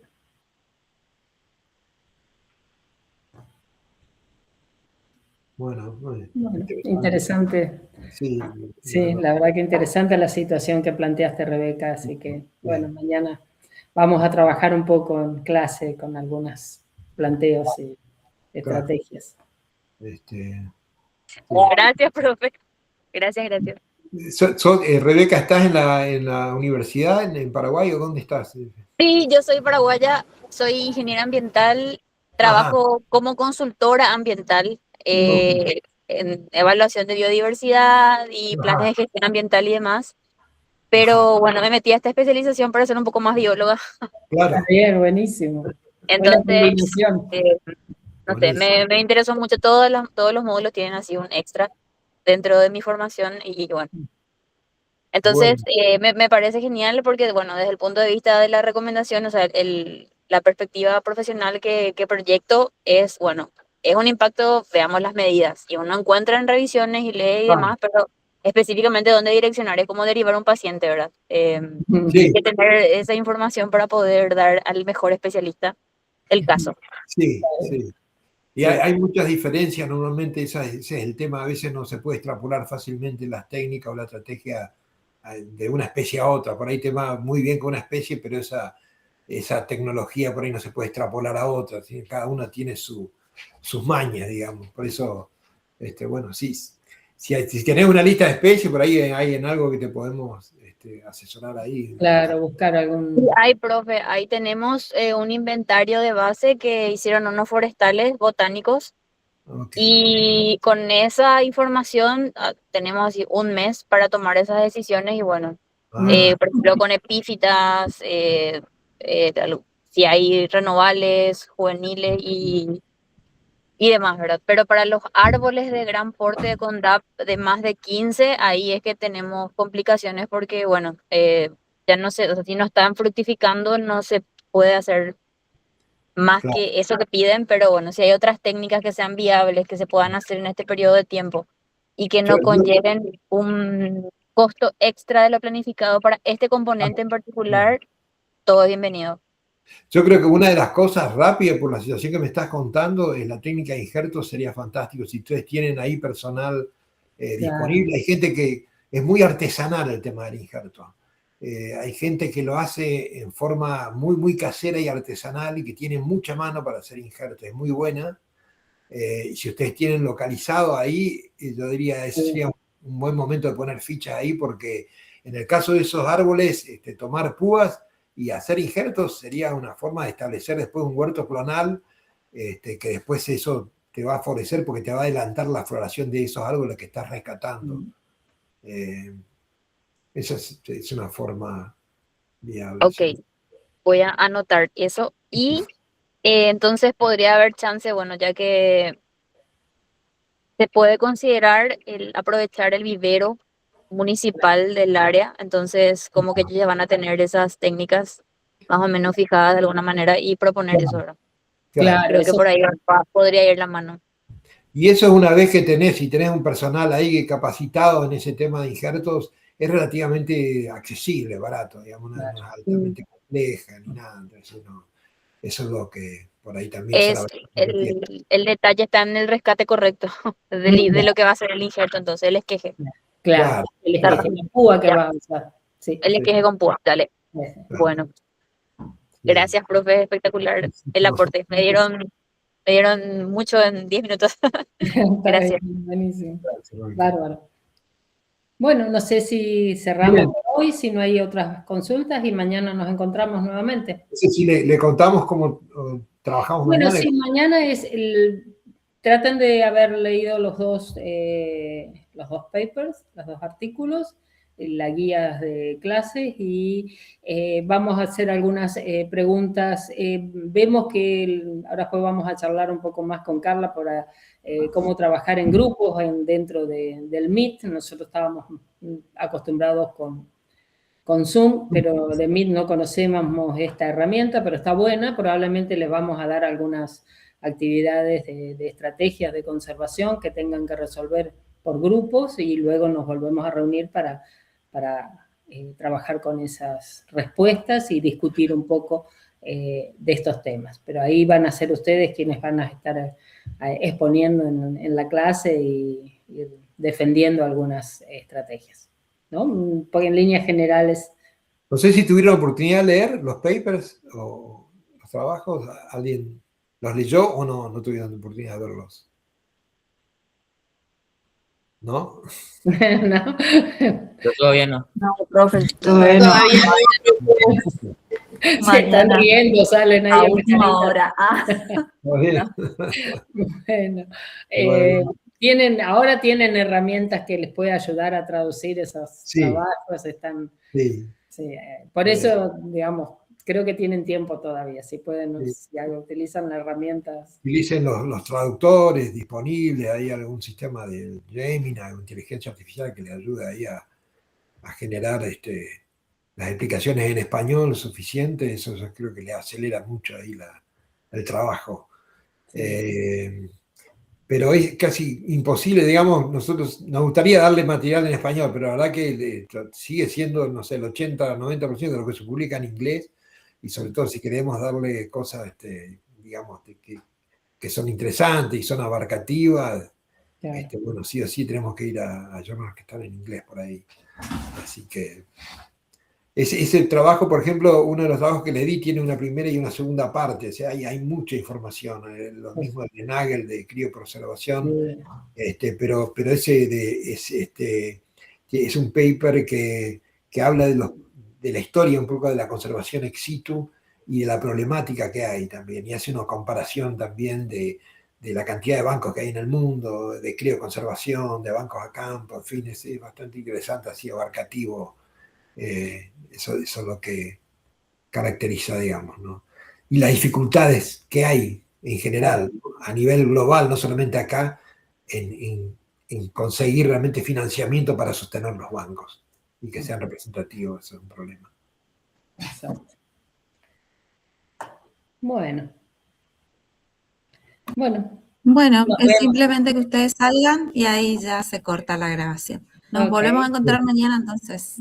Gracias. Si quieren pasar Gracias. grupos. Gracias a ustedes, chicos. Patri, Muchas gracias. Patri, si ustedes quieren armar los grupos antes, me mandan y yo armo los grupos o lo hacemos al azar nomás. ¿Cómo pensaron lo de los grupos? Podrían ser al azar, a lo mejor charlamos un poquito mañana, intercambiamos mañana, y te pasamos, te decimos entonces. Bueno, decimos, dale, pero perfecto. supongo que pueden ser aliados al azar y a lo mejor 4 grupos o algo. Bueno, eso es más fácil, si es al azar es más fácil. Claro, sí, no hay problema, podemos hacerlo al azar y ahí. Sí, aleatorio. Así Bueno, que no, perfecto. vos ahí nos vas a ayudar. Bien. Sí, yo voy a estar con ustedes mañana. Buenísimo, Nos gracias. vemos Bueno, entonces. igual Chao, chao. cualquier consulta que tengan, bueno, por favor, estamos a disposición. No sé, Claro, puede ser sí. vía mail, no sé cómo Claro, puede por ser. mail por lo menos nos hacen o le dicen a Carla que nos pasen, le transmiten a Carla y que nos haga la Sí, yo le voy a pasar sus correos entonces al grupo de WhatsApp a los estudiantes de la Dale. especialización. Igualmente tienen la mensajería interna del campus. Claro, Bueno, dale. cualquier cosa Dale. nos escriben ahí a los mails y si tienen, estamos a disposición. Nosotros mañana estaremos. Buenísimo. Buenísimo. Bueno, chao Muchas chicos. gracias. Chao. Chao, chao. Gracias, buenas noches, chau, chau. Buenas Buenas noches. noches. Chao, chao.